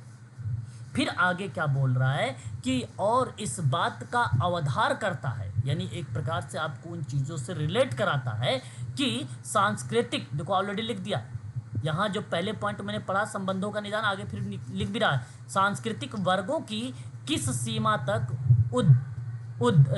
उद्शासित होने की संभावना है। तो पहला एक पॉइंट यहाँ पे लिखा गया है बाई कल्चर ऑडिट, हम इसको द्विसांस्कृतिक लेखा परीक्षा बोलते हैं। और मैं आपको बता दूं, द्विसांस्कृतिक ऑडिट सांस्कृतिक ऑडिट का एक विशेष रूप है जो दो अलग संस्कृतियों वाले संगठन पर केंद्रित होता है। द्वि मतलब दो संस्कृति है, उन दोनों संस्कृतियों पर बेसिकली क्या करता है, काम करता है। तो ये कार्यस्थल पर गतिशीलता भिन्न संस्कृतियों के प्रभाव को समझने और संगठन को लाभ पहुंचाने के लिए होता है। अब मान लीजिए किसी संगठन में काम कर रहे हो, तो अब जरूरी तो ये नहीं है कि एक ही संस्कृति के लोग उस संगठन में जुड़े हों। अब मान लीजिए ग्रुप में अगर आप काम कर रहे हो, तो ये जरूरी नहीं कि उस ग्रुप में सभी लोग एक ही संस्कृति के लोग हों। कम्युनिटी वर्क में काम कर रहे हो, जरूरी ये नहीं कि उस कम्युनिटी में एक ही संस्कृति के लोग हों, अलग अलग हो सकते हैं। तो वही सवाल कह रहा है, सवाल वही बता रहा है कि सांस्कृतिक वर्ग मतलब अलग अलग संस्कृति के लोग हैं, और ये सांस्कृतिक वर्ग डिफाइन कर देता है कि द्विसांस्कृतिक परीक्षण है। यही शब्द डिफाइन कर देता है।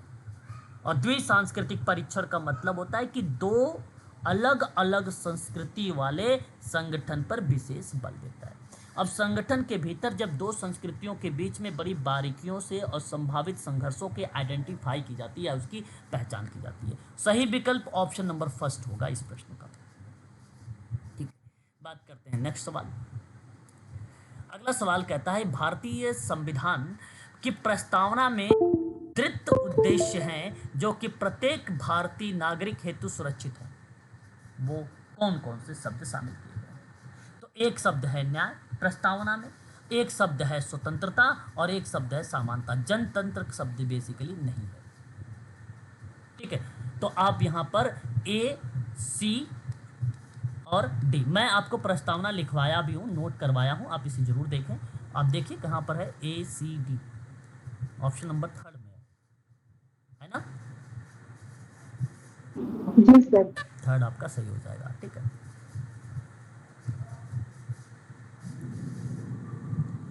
निम्नलिखित में से किसको सामाजिक कल्याण प्रारूप नहीं माना गया है? फैमिली। नहीं माना गया। पारिवारिक तो है, सामाजिक कल्याण प्रारूप पारिवारिक कल्याण है, संस्थानिक कल्याण है, अवशिष्ट कारण है। ये टिटमस के द्वारा तीनों दिए गए हैं, परंतु निदानात्मक मैरी रिचमंड के द्वारा दिया गया है, और यह सामाजिक कल्याण का प्रारूप नहीं है। ये मैरी रिचमंड के द्वारा निदानात्मक बेसिकली। अब देखो इसमें पार्लियामेंट का भी टाइप बन जाता है। पार्लियामेंट ने भी 3 टाइप बताए थे निदान के, और मैरी रिचमंड भी निदान के कॉन्सेप्ट लिखे हैं 1917 में।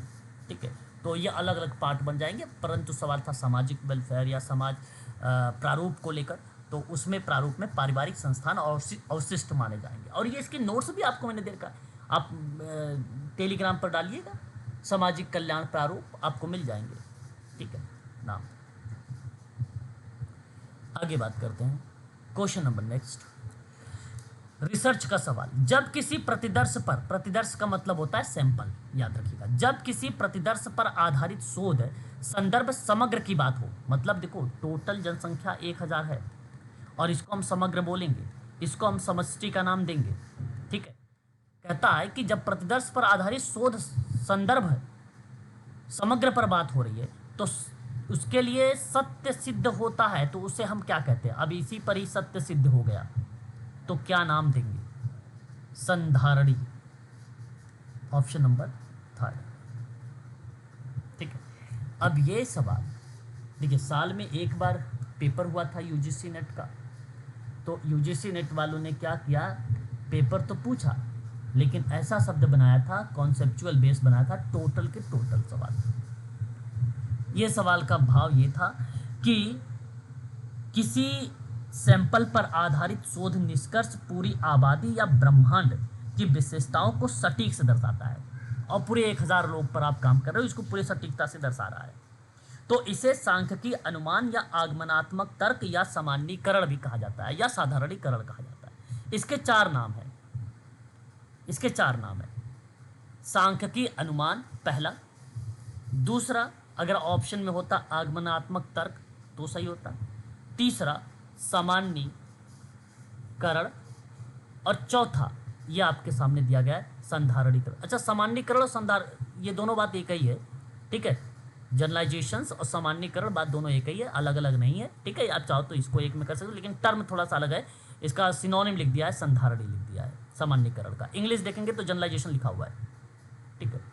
तो ये चीज़ें बेसिकली यहाँ पर बनता है। इसके 3 नाम है, याद रखिएगा। फिर से बोलना चाहूँगा मैं, बड़ी ध्यान से सुनिएगा एक लाइन में, कि जब किसी सैंपल पर आधारित, जैसे ये 1000 पर आधारित निष्कर्ष आबादी या ब्रह्मांड की विशेषताओं को सटीक से अगर दर्शाता है तो उसे हम आगमनात्मक तर्क कहते हैं। इसका मतलब होता है कि सैंपल से प्राप्त निष्कर्षों को बड़े ग्रुप में विश्वसनीय रूप से लागू किया जाए, ठीक है। ये चीज़ जरूर ध्यान रखेंगे। तो सही विकल्प आपका तीसरा है।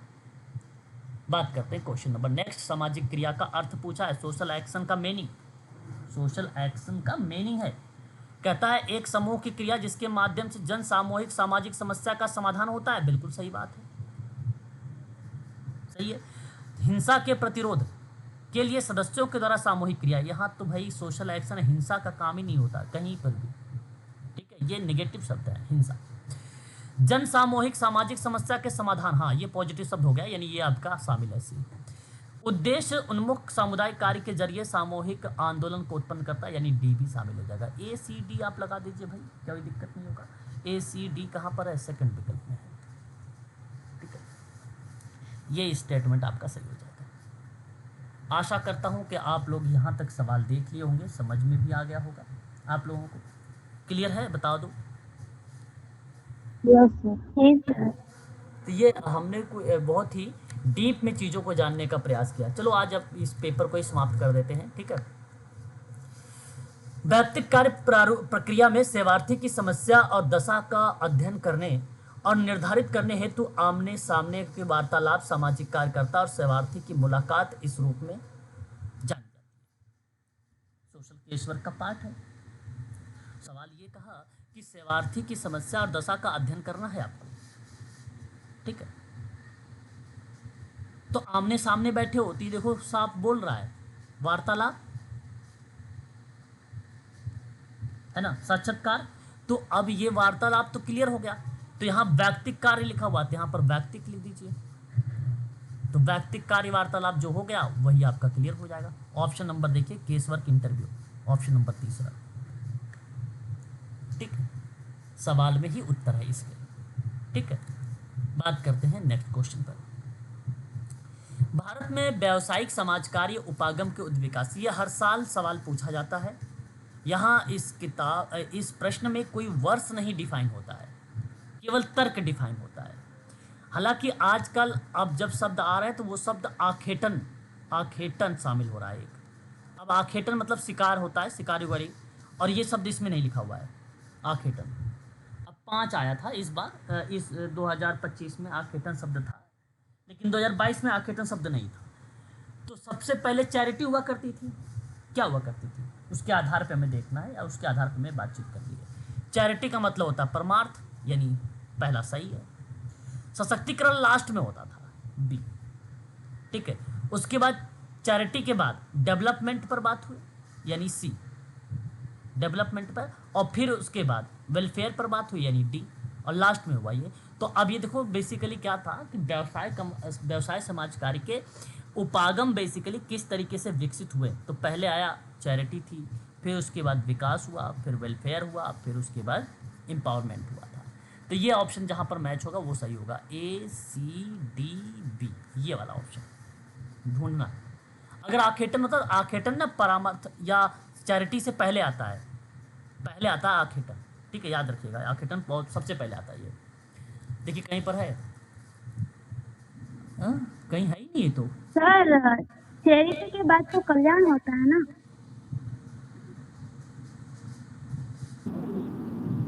जब कल्याण आएगा फिर विकास आएगा। ओके ओके ओके, यहाँ ऑप्शन के अकॉर्डिंग कोई बात नहीं, यहाँ पे हो गया, पहले चैरिटी आता है, चैरिटी के बाद कल्याण की बात होगी, वेलफेयर। फिर उसके बाद आ जाता है आपका C, वेलफेयर डेवलपमेंट, ठीक है। तो देखो पहले चैरिटी, चैरिटी ने क्या क्या, वेलफेयर किया, कल्याण किया, फिर उसके बाद आपका यहाँ पर बन जाएगा डेवलपमेंट, यानी विकास हुआ। तो जब विकास होगा तो फिर एम्पावरमेंट की तरफ वो बढ़ेंगे। तो ये आपका हो गया B, ADCB, सही कह रहे हैं आप, ऑप्शन नंबर फर्स्ट आएगा, ठीक है।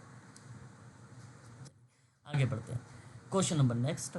सवाल कहता है किस परियोजना को परिभाषित करते हैं। किसी परियोजना को परिभाषित अगर जब किया जा रहा है तो वो किस रूप में हो रहा है, ये सामने हमारे शब्द दिया गया है। तो देखिए, गतिविधियों का एक समूह होगा ऐसे में जब भी कोई प्रोजेक्ट बनता है, या विशेष उद्देश्य होंगे जब कोई प्रोजेक्ट बनाए जाते हैं, या विशिष्ट समय सारणियाँ बनी होती हैं, ये पार्ट शामिल होते हैं। कार्य कारण संबंध बेसिकली हम जानने का प्रयास करते हैं कि उसके पास है क्या प्रॉब्लम, प्रोजेक्ट नहीं प्रॉब्लम, ठीक है। तो ये एक्सपेरिमेंट रिसर्च आप जानेंगे तो वहाँ पे ऑलरेडी कार्य कारण संबंध आपको समझ भी आ जाएगा। तो केवल ABC होगा, ABC ऑप्शन होगा, ABC सही जवाब होगा D, यहाँ पर ABC। अगला सवाल, अस्पृश्यता उन्मूलन है। अस्पृश्यता उन्मूलन एक एक्ट है जो 1955 का है, और एक आर्टिकल है जो 17 है। तो कहता है अस्पृश्यता उन्मूलन हेतु अस्पृश्यता विरोध लीग की स्थापना किसने की थी। ये सवाल हमारे सामने है, नाम भी आसान होगा भाई, बता सकते हो आप लोग। महात्मा गांधी। महात्मा गांधी। महात्मा गांधी, अम्बेडकर। ओके, चल सही जवाब के रूप में महात्मा गांधी जी का नाम ही है मैडम। तो अस्पृश्यता विरोध लीग की स्थापना के बाद का नाम बेसिकली इससे बदलकर जानते हैं क्या रखा गया है, हरिजन सेवक संघ, ठीक है। और महात्मा गांधी जी ने भारत में अस्पृश्यता को मिटाने के लिए इन्होंने अपना एक अहम रोल अदा किया है। सन 1932 में इसकी स्थापना हुई थी अस्पृश्यता विरोध लीग को, ठीक है। तो आप इस तरीके से नाम यहाँ पर डाल सकते हैं, और सही विकल्प के रूप में ऑप्शन नंबर तीसरा सही जाएगा, ठीक है।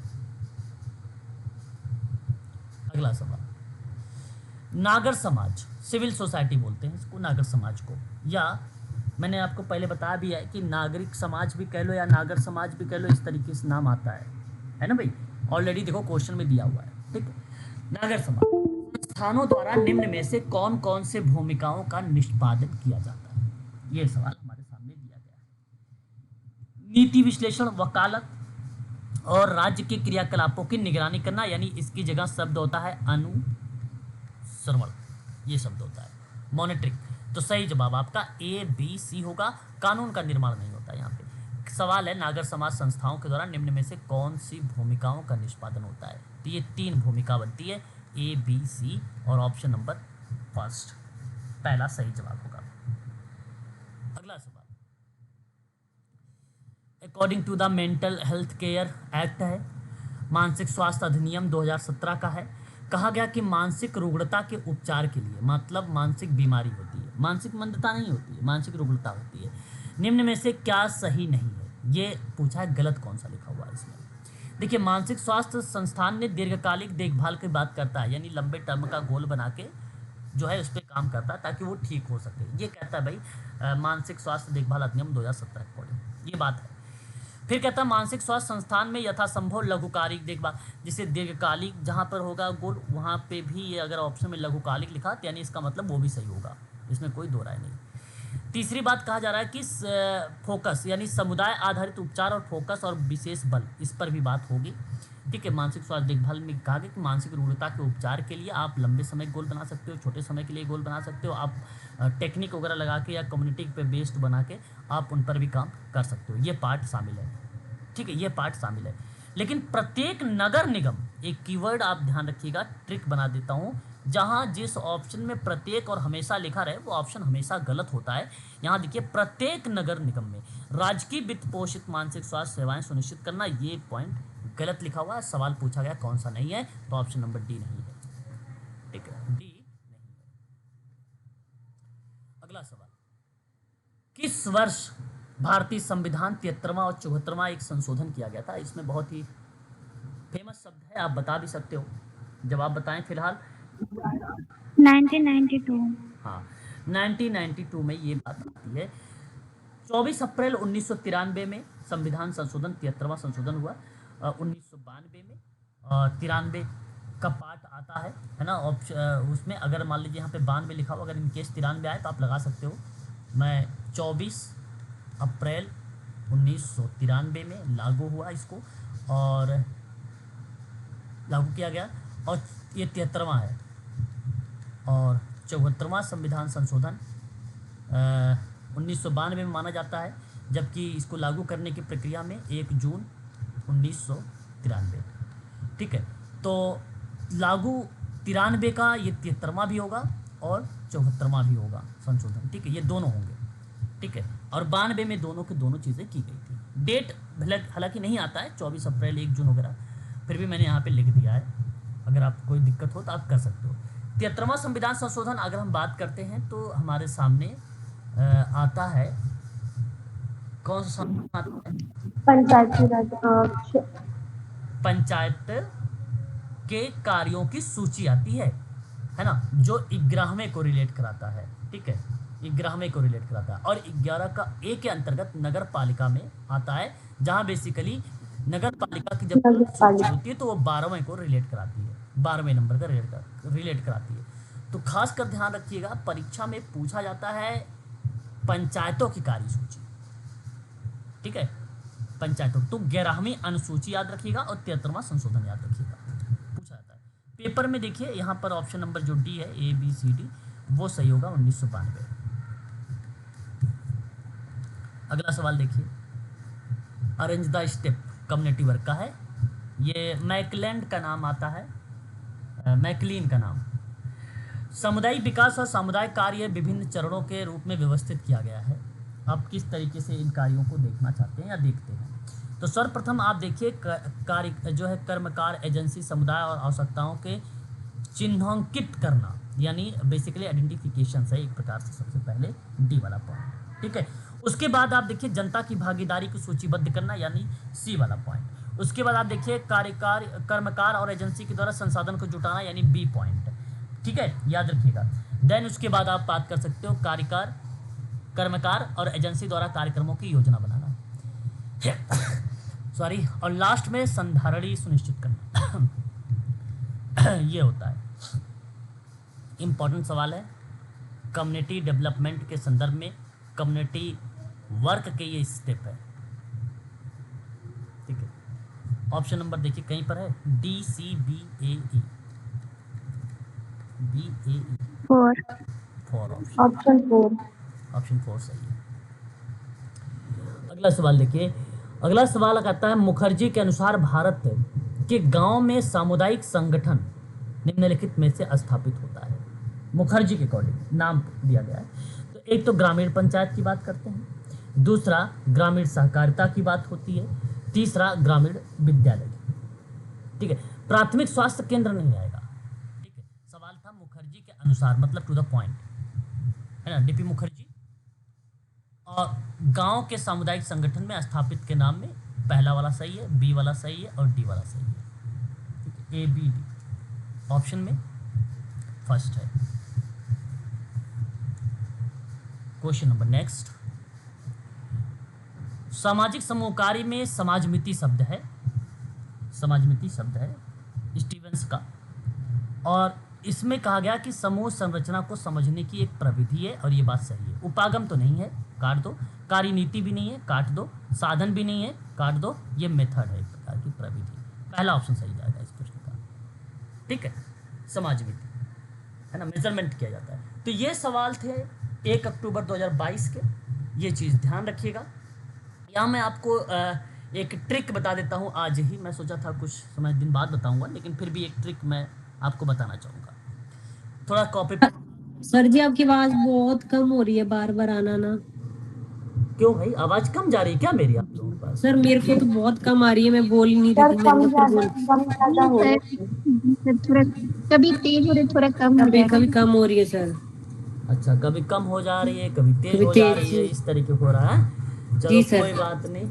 अभी सर, देखो फिर हमारे पास, ये- हाँ अभी तो बेसिकली क्या है कि ये वाला सेशन तो चला ही दो आप लोग, है ना। कोशिश करो, क्योंकि अगर जाएगा तो 1-2 दिन तो क्लास बंद हो जाएगा। लैपटॉप अगर भेजूंगा मैं देखने के लिए, है ना, तो ये लैपटॉप में ही हो सकता है कुछ प्रॉब्लम हो, है ना। फिर भी कोशिश करूंगा, अगर सही हो जाता है तो ठीक हो जाएगा, ठीक है। कोशिश करता हूँ मैं आजकल में, ठीक है। सर रिकॉर्डिंग में तो फुल आएगी ना आवाज? किसमें? क्लास जो रिकॉर्ड भेजोगे उसमें तो आवाज ठीक हाँ, आएगी ना? उसमें तो आवाज़ तो आती होगी। ठीक है अब सर, मैं तो दोबारा से देख रिकॉर्डिंग लेंगे देखता फिर। नहीं हूँ, मैं रिकॉर्डिंग तो नहीं देखता हूँ, आप लोग देखते होंगे। तो एक बार आप लोग ज़रूर देखिएगा और बताइएगा, अगर होता है तो ठीक है, नहीं भी होगा तो भी बताइएगा मुझे, जैसा भी होगा। ठीक है सर। चलो एक बार मैं यहाँ पर ये गद्यांश बताना चल रहा हूँ कि आप इसको सॉल्व कैसे करोगे, ठीक है। ध्यान से सुनिएगा, ये मैं ट्रिक बता रहा हूँ, ये मैं ट्रिक बता रहा हूँ, ठीक है। समझना मेरी बात को अच्छे से। जैसे एक सवाल यहाँ पे दिया गया, आप करना क्या कि सबसे पहले गद्यांश में क्वेश्चन पढ़ना है, फिर उनके जो पॉइंट्स लिखे गए हैं उन पॉइंट को पढ़ना। पहले समझो ध्यान से, क्वेश्चन पढ़ना और पॉइंट पढ़ना। फिर आप जैसे यहाँ पे समझ विकसित करने का सिद्धांत आधारित गतिविधि नहीं है, तो समझ विकसित करना सिद्धांत आधारित गतिविधि, ये जो शब्द है या ये जो वाक्य कितना बड़ा है, ये आप गद्यांश में ढूंढोगे तो मिल जाएगा। तो आपको क्या करना है, इन्हीं शब्दों को आपको ध्यान में रखकर आपको गद्यांश ढूंढने का प्रयास। गद्यांश पढ़ना ही नहीं है आपको ये ढूंढने का प्रयास करना कि ये शब्द कहाँ लिखा हुआ है गद्यांश में। वहां तब लिखा होगा कि समझ विकसित करना सिद्धांत आधारित गतिविधियां शामिल की गई हैं, तो इसका मतलब है कि ये पॉइंट यहाँ पे गलत लिखा हुआ है, यानी ये गलत है, नहीं लिख दिया है, ठीक है। ऐसी परिस्थिति में, ठीक है, अवधारणा कभी भी सिद्धांत को स्वतंत्र नहीं कर सकती या स्वतंत्र नहीं हो सकता है। तो लिखा होगा कि अवधारणा, ये बात तो सत्य है, इसमें कोई दो राय है भी नहीं। कॉन्सेप्ट, आप ये सोचो कि कॉन्सेप्ट कभी भी सिद्धांत से स्वतंत्र नहीं हो सकता है, अलग अलग नहीं। कॉन्सेप्ट हमेशा सिद्धांत से संबंधित होता है, ठीक है। लेकिन परिस्थितियां विपरीत होती हैं। कॉन्सेप्ट अगर वो दूसरा रहेगा, जैसे मैंने कहा समाज कार्य के आधार पे, समाज कार्य लोगों को कल्याण की बात करता है, ये अवधारणा बन गई। अब समाज कार्य में जब काम करोगे आप, तो उसके लिए अलग प्रिंसिपल्स होते हैं, अलग टेक्निक होता है, अलग उपकरण होते हैं। तो इसका मतलब कि यहाँ सिद्धांत क्योंकि अलग बन गया, क्योंकि कॉन्सेप्ट की बात अलग बन गई। कॉन्सेप्ट था वेलफेयर करने का, वेलफेयर करोगे कैसे, तो सिद्धांतों को लगाकर, वैज्ञानिक विधि को लेकर, है ना, और अलग अलग तरीके से आप करोगे, तो ये अलग बन गया। तो उस परिस्थिति में आप ये कहोगे कि अवधारणा कभी भी स्वतंत्र, सिद्धांत से स्वतंत्र नहीं हो सकता है, ठीक है। तो ये बात आपकी फिर वहाँ पे परिस्थितियों में सही हो जाएगी, परिस्थिति के अनुकूल। तो ये पॉइंट आपको यहाँ पे क्या करना, आप गद्यांश में ढूंढना है, तो वहाँ पे ये सही हो जाएगा। ये पहला तरीका है कि आप गद्यांश कभी भी नहीं पढ़ेंगे, प्रश्न पढ़ेंगे, उसके बाद पॉइंट पढ़ेंगे और पॉइंट के आधार पे आप ऑप्शन को ढूंढने का प्रयास करेंगे। ये आपका पहला कार्य होगा, पहली ट्रिक। ट्रिक नंबर सेकंड, गद्यांश को सॉल्व करने के लिए जिस ऑप्शन में मान लीजिए लिखा हो, एक तो हमें समझ में आता है जब कोई बात लिखी होती है हम सभी लोगों को, कि पॉइंट में अगर समाज को लेकर या लोगों को लेकर, केस वर्ग, ग्रुप वर्ग, कम्युनिटी, किसी भी व्यक्ति को लेकर या किसी भी कॉन्सेप्ट को लेकर वो बात उसमें सकारात्मक बोली जा रही है। क्या बोली जा रही है? सकारात्मक। ये शब्द नहीं जैसे नहीं यहाँ पे लिखा हुआ है, ऐसे नहीं, पॉजिटिव शब्द। समझ विकसित करने के लिए सिद्धांत बहुत जरूरी होता है, सिद्धांत बहुत आवश्यक है, मैंने ऐसे बोला, तो इसका मतलब हो गया कि ये पॉजिटिव शब्द लिखा हुआ है। तो ये पॉइंट आपको सही करेंगे। जिस ऑप्शन में आपको सकारात्मक शब्द दिखता है, वो वाक्य या वो शब्द बेसिकली क्या होता है, हमेशा सत्य होता है। ये ट्रिगर, फिर आपको गद्यांश पढ़ने की जरूरत है नहीं, आपको गद्यांश पढ़ने की फिर आवश्यकता है नहीं, जहां सकारात्मक शब्द दिखे, ठीक है। दूसरी पॉइंट, अगर मैं आपसे बात करता हूं कि जैसे कार्यस्थल की बात, ठीक है, अहिंसा, अहिंसा पॉजिटिव शब्द है, हिंसा सकारात्मक जो है, हिंसा नकारात्मक शब्द है, अहिंसा सकारात्मक शब्द है।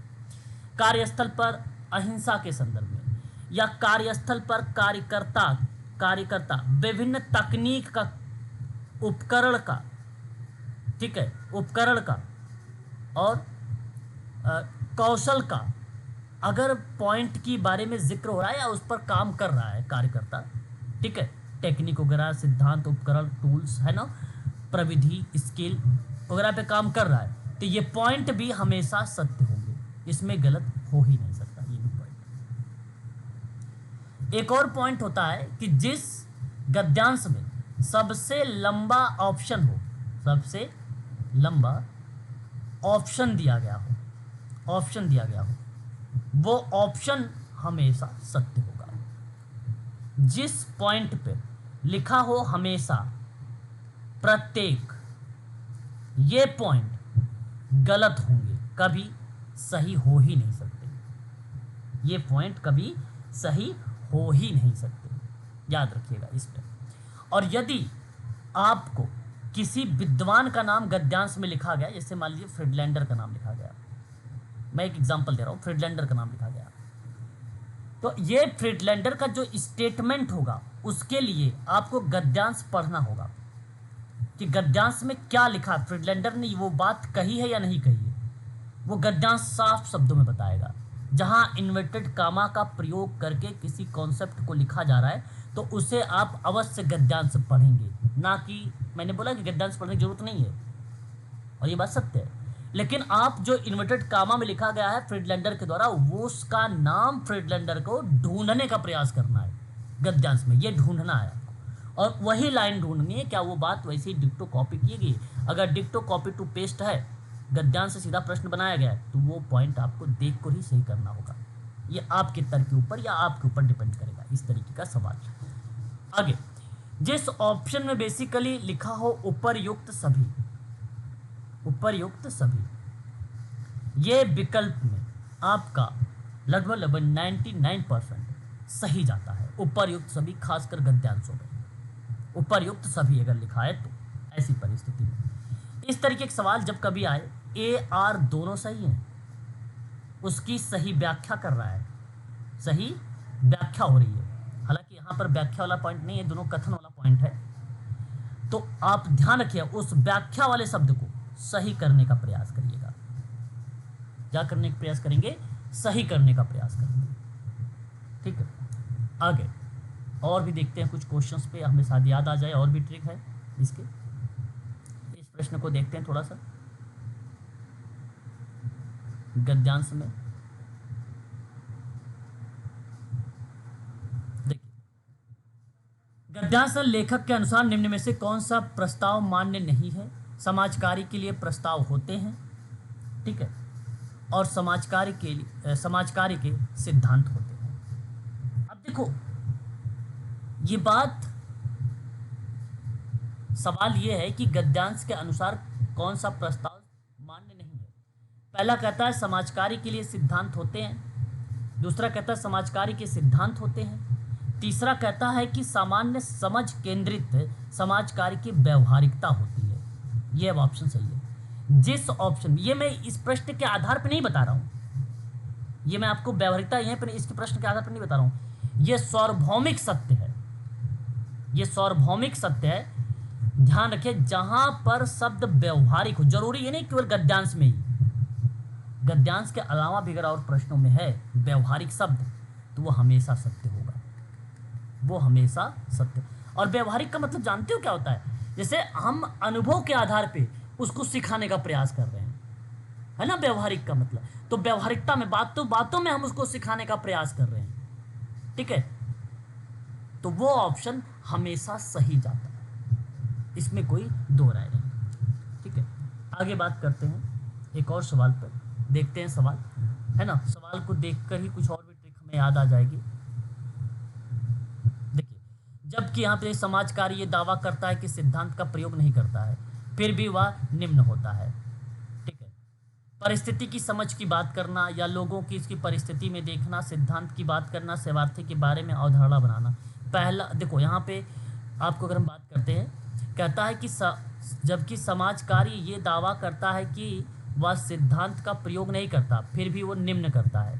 तो ये जानते हैं परिस्थिति के अनुसार भी चलता है, लोगों और उनकी परिस्थितियों को देखता, भाई जिस तरीके से परिस्थिति रहेगी उसके अनुसार सामाजिक कार्यकर्ता को ढलना पड़ता है, सिखाना पड़ता है उसको। ठीक है, अब ऐसा नहीं कि आप हाई फाई सोसाइटी के हो, आप इंग्लिश बोल रहे हो, अच्छे कपड़े लत्ते पहने हो या कपड़े वगैरह, ठीक है, तो आप मलिन बस्ती में जा रहे हो तो आप उनसे बात ही नहीं सही तरीके से करो, ऐसा नहीं होता है, परिस्थिति के अनुसार ढलना पड़ता है। ठीक है, पर अब ऐसा नहीं कि आप भी पुराने कपड़े पहन के चल दिया, ऐसा नहीं है। मैं यहाँ पे बात बताने की कोशिश कर रहा हूँ, मैं ये बताने की कोशिश कर रहा हूँ कि परिस्थिति के अनुसार आपको उनके साथ ना घनिष्ठ संबंध बनाना है, ठीक है ना, ताकि उनसे डेटा हम ले सकें। ठीक है, उस तरीके से चीज़ें करनी है आपको, और तड़कता भड़कता बिल्कुल भी कपड़े नहीं पहनने, एज अ प्रोफेशनली, ठीक है, एज अ प्रोफेशनली तरीके से, वो कहता है परिस्थिति के अनुसार। ठीक है, सिद्धांत की बात भी होती है, सेवार्थी के बारे में महत्वपूर्ण अवधारणा भी बनाया जाता है। ये चारों के चारों पॉइंट सही हैं इस प्रश्न के आधार पर। ठीक है, तो ये चारों सही जाएंगे यहाँ पर इस प्रश्न में। ठीक, तो याद रखिएगा, देखिए इस तरीके की बातें पॉजिटिव है, चारों पॉइंट में जो लिखी गई है सारी की सारी पॉजिटिव। मैंने ऊपर बताया था अभी कि जहाँ पे सकारात्मक बातें होती हैं वो बातें बेसिकली सत्यता की तरफ जाती हैं। ठीक है, वो सही माना जाएगा। ABCD आप देखेंगे तो यहाँ पे पॉइंट नंबर फर्स्ट में दिया गया है, फर्स्ट विकल्प में। ठीक है,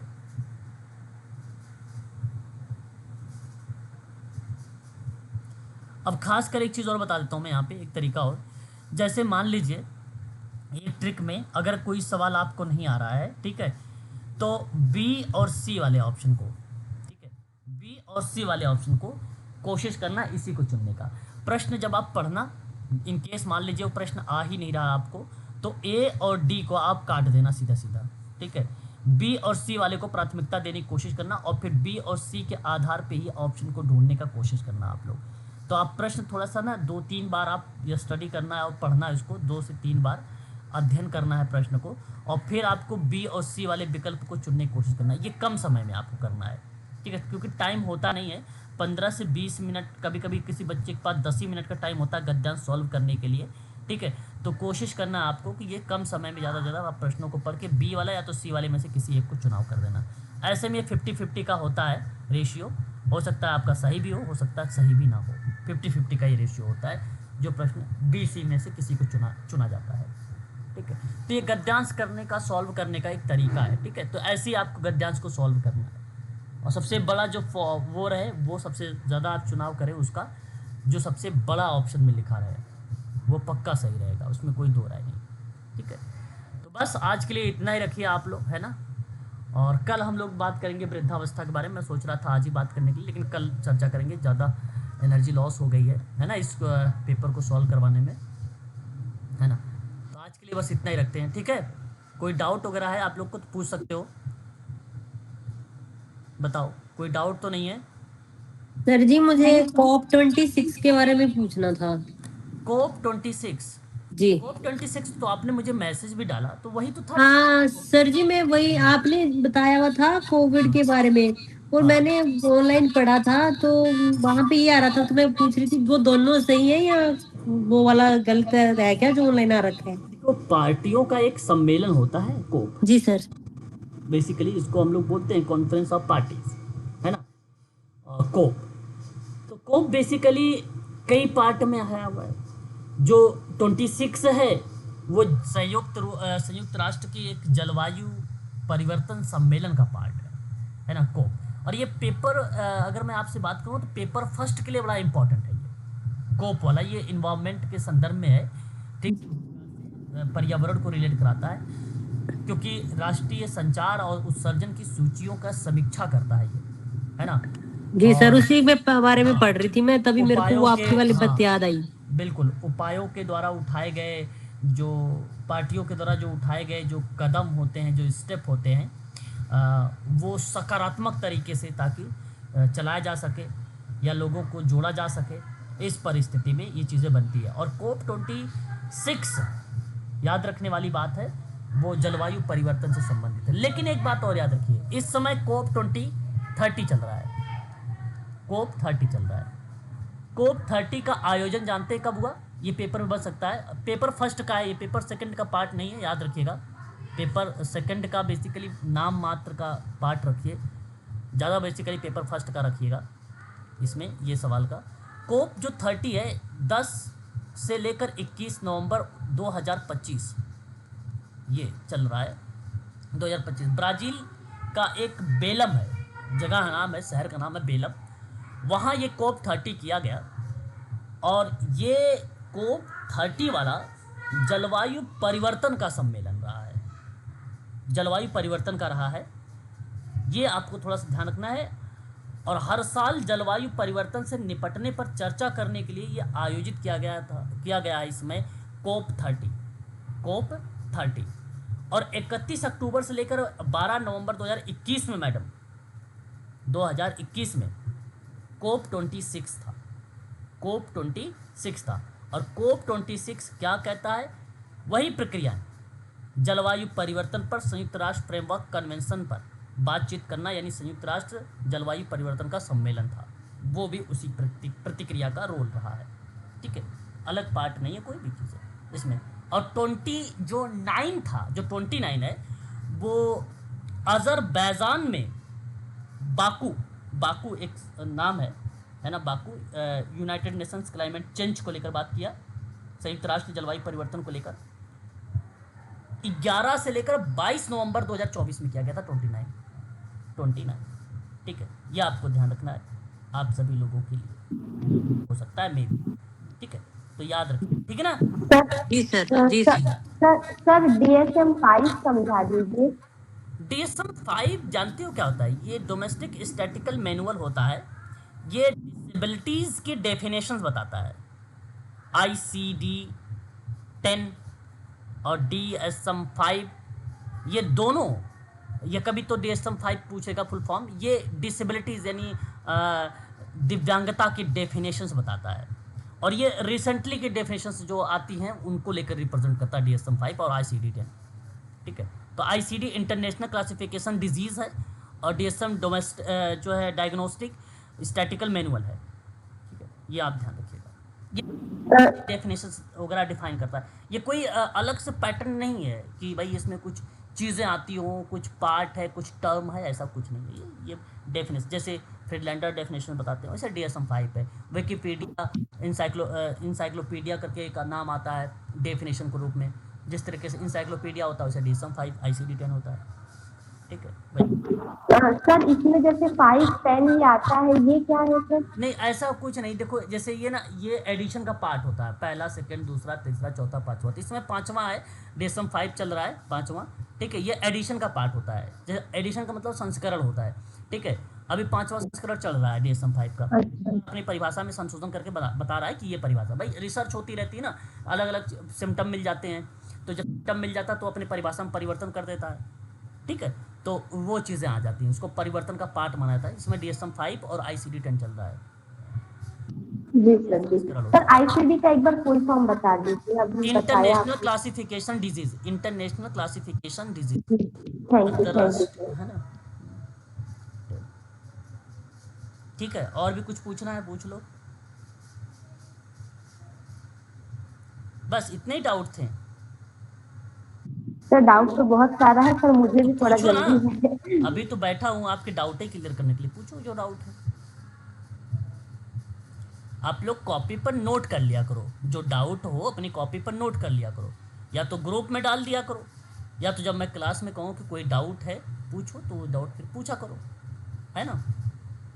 कॉपी पर पढ़ते वक्त जो भी डाउट बने वो आप नोट कर लिया करो, क्योंकि परीक्षा आपके नज़दीक है। आज 12 तारीख है और 26 को एग्ज़ाम है, यानी इसका मतलब 14 दिन रह गया, 13-14 दिन, है ना। तो अभी तो डाउट बनने चाहिए, ये लाजमी है ना। और नहीं बन रहे हैं तो फिर तो दिक्कत है ना। और इस समय खासकर PYQ के क्वेश्चन पेपर आप लोगों को सॉल्व करने हैं, ये बात ध्यान रखिएगा।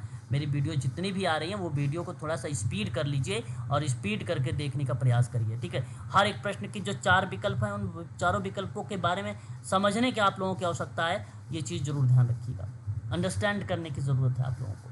जब अंडरस्टैंड हो जाएगा तभी आप उन चारों विकल्पों में, ज़रूरी ये नहीं है कि वही प्रश्न बने, उसी विकल्पों से प्रश्न बना दिए जाते हैं दूसरे बार में। है ना, विकल्पों से प्रश्न बन जाते हैं। इसलिए मैं कहता हूँ कि चारों विकल्प बहुत इंपॉर्टेंट होते हैं, है ना? समझने की ज़रूरत है इस समय और पढ़ने की कोशिश करना है आप लोगों का। ये पेपर हो गया है समाप्त आप लोगों का। कल हम करेंगे 2021 का पेपर, ठीक है, 1 घंटा, और उसके बाद हम लोग बात करेंगे यूनिट नंबर 9 के बारे में थोड़ा सा, ठीक है। और कोशिश करो ज़्यादा ज़्यादा क्वेश्चन पेपर सॉल्व करने के, ज़्यादा से ज़्यादा, ये बात ध्यान रखना। और इजी टॉपिक जो शॉर्ट नोट्स बनवाए वो पढ़ने की कोशिश करो, ठीक है। ये जो कवर कर रहे हो आप ना, ये आपको 6 महीने की जो आपने पढ़ाई की है वो आपको कवर करने वाला है। क्योंकि देखो जो ये 20 दिन या 14-15 दिन जो बचा हुआ है, यही जो बच्चे कोचिंग भी नहीं पढ़ते हैं, ठीक है, जो बच्चे कोचिंग नहीं करते हैं वो यही चीज़ें पढ़ेंगे। और आप कोचिंग करते हो तो आप में और उनमें यही एक अंतर बनेगा, क्योंकि आपको तो ये चीज़, क्योंकि वो जो पढ़ेंगे ना, ऑप्शनों को देखकर वो कंफ्यूज होंगे, और आपको, क्योंकि आप इजी टॉपिक को पहले पढ़ चुके हो, उन चीज़ों को पढ़ चुके हो और मैंने नोट्स के रूप में बनवाया भी है, ठीक है, तो वो चीज़ें में आप तटस्थ रहोगे। भाई कोई बच्चा अगर 6 माह पढ़ रहा है और कोई बच्चा 15-20 दिन से स्टडी कर रहा है, तो इसमें ज़मीन आसमान का फ़र्क है। समझ रहे हो मेरी बात को ना? तो जो चीज़ें आपने नोट्स बनाए हो वो बहुत आपके लिए मायने रखेगी, बहुत इंपॉर्टेंट बनेगा आपके लिए, है ना। वो आपको अलग करेगा उस बच्चे से, तभी आप नेट जेआरएफ के लिए क्वालिफाई वहाँ पर बन पाएंगे। तो इस समय का सदुपयोग करो, ना कि दुरुपयोग करो, और कोशिश करो डेली आप 2 से 2.5 घंटे केवल पढ़ने का, और वो भी सोशल वर्क के टॉपिक का, और वो चीज़ें पढ़ो जो आपके पास इस समय मैं अवेलेबल करा रखा हूँ, उन्हीं चीज़ों को पढ़ने की कोशिश करो। कोई डाउट बनता है, आजकल तो गूगल बाबा भी हैं, चलो अगर वो उनसे आपको कोई डाउट और भी डाउट बन रहा है तो आप ग्रुप में मैसेज डाल दो, फ़ोटो क्लिक करो, ग्रुप में मैसेज डालो, मैं ही नहीं बच्चे और भी हैं वो भी रिप्लाई करेंगे, हम भी रिप्लाई करेंगे, सारी चीज़ें लोग करेंगे, है ना। तो उससे और स्पष्टीकरण होगा। जैसे अगर आपने कोई डाउट किया तो अगर मैं वही ग्रुप में लिख कर भेजता हूँ ना, तो वो सभी बच्चों को याद हो जाता है, या कोई अन्य पर्सन भी अगर उस ग्रुप में अगर स्टूडेंट लिख कर भेजता है तो भी और बच्चों को वो चीज़ें याद हो जाती हैं, है कि नहीं, सबको याद हो जाता है तब वो। और वो चीज़ें केवल अगर आप अपने स्तर तक ही सीमित कर रहे हो ना, तो फिर मेरे हिसाब से केवल आपको कुछ समय के लिए याद है वो, फिर वो चीज़ें स्किप हो जाएगी।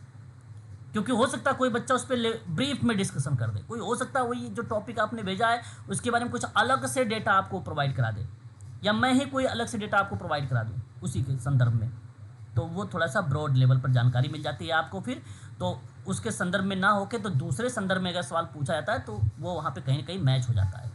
तो कोशिश करो पूछने का, प्रयास ज़्यादा ज़्यादा करो पूछने का ग्रुप में, और यही समय है पूछने का, ठीक है, यही समय है, क्योंकि कन्फ्यूज़न नहीं होना चाहिए परीक्षा में। अगर कन्फ्यूज़न हुआ तो दिक्कत हो जाएगी, फिर दिक्कत आ जाएगी। अगर ऑप्शन में आप कन्फ्यूज़ हुए, दिक्कत 100% होने वाली है। कन्फ्यूज़न जानते हो किस तरीके से नहीं होनी चाहिए? जैसे मैंने किताब लिखा, कहा सोशल डायग्नोसिस पुस्तक किसकी है, तो सभी बच्चे की ज़बान पे होता है मैरी रिचमंड। ऐसे ही कोई भी सवाल आए तो सीधा उस प्रश्न का ऑप्शन दिखना चाहिए, ना कि मैरी रिचमंड है कि पर्लमैन है। ये आप जब कंफ्यूज हो जाते हो 2 ऑप्शन में तो बड़ी दिक्कत होती है। तो यानी आपको कॉन्सेप्ट क्लियर नहीं है, प्लस में आपको ये इन्फॉर्मेशन पता नहीं, तो फिर वहाँ पे दिक्कतें हो जाती हैं, प्रॉब्लम्स हो जाती हैं कि भाई मैरी रिचमंड है कि फ्रीडलैंडर है। अब ये बात है कि आधी अधूरी जानकारी आपके पास है, इसका मतलब ये कन्फ्यूज़न होने का, आधी अधूरी जानकारी है। आधी अधूरी जानकारी नहीं रखनी है। समय आपके पास 12 दिन है, मैं पूरा टाइम दे रहा हूँ आपको। 12 दिन में जो भी पूछना है A to Z social work के संदर्भ में, है ना। पेपर फर्स्ट मत पूछ लीजिएगा, पेपर सेकंड केवल, उसी के संदर्भ में जो भी पूछना पूछ सकते हो, ठीक है। पूरा नोट्स भी दूंगा, फोटो क्लिक कर कर भेजूंगा, आप निश्चिंत रहो, है ना। किताब भी है हमारे पास है, नोट्स भी हैं, उसका फ़ोटो क्लिक करके आप लोगों को शेयर कर दूंगा, ठीक है, सब कुछ, ठीक है। तो आज के लिए बस इतना ही रखें ना, है ना। मिलते हैं कल के क्लास में, ठीक है जी सर, जी सर, जी। ओके। ओके।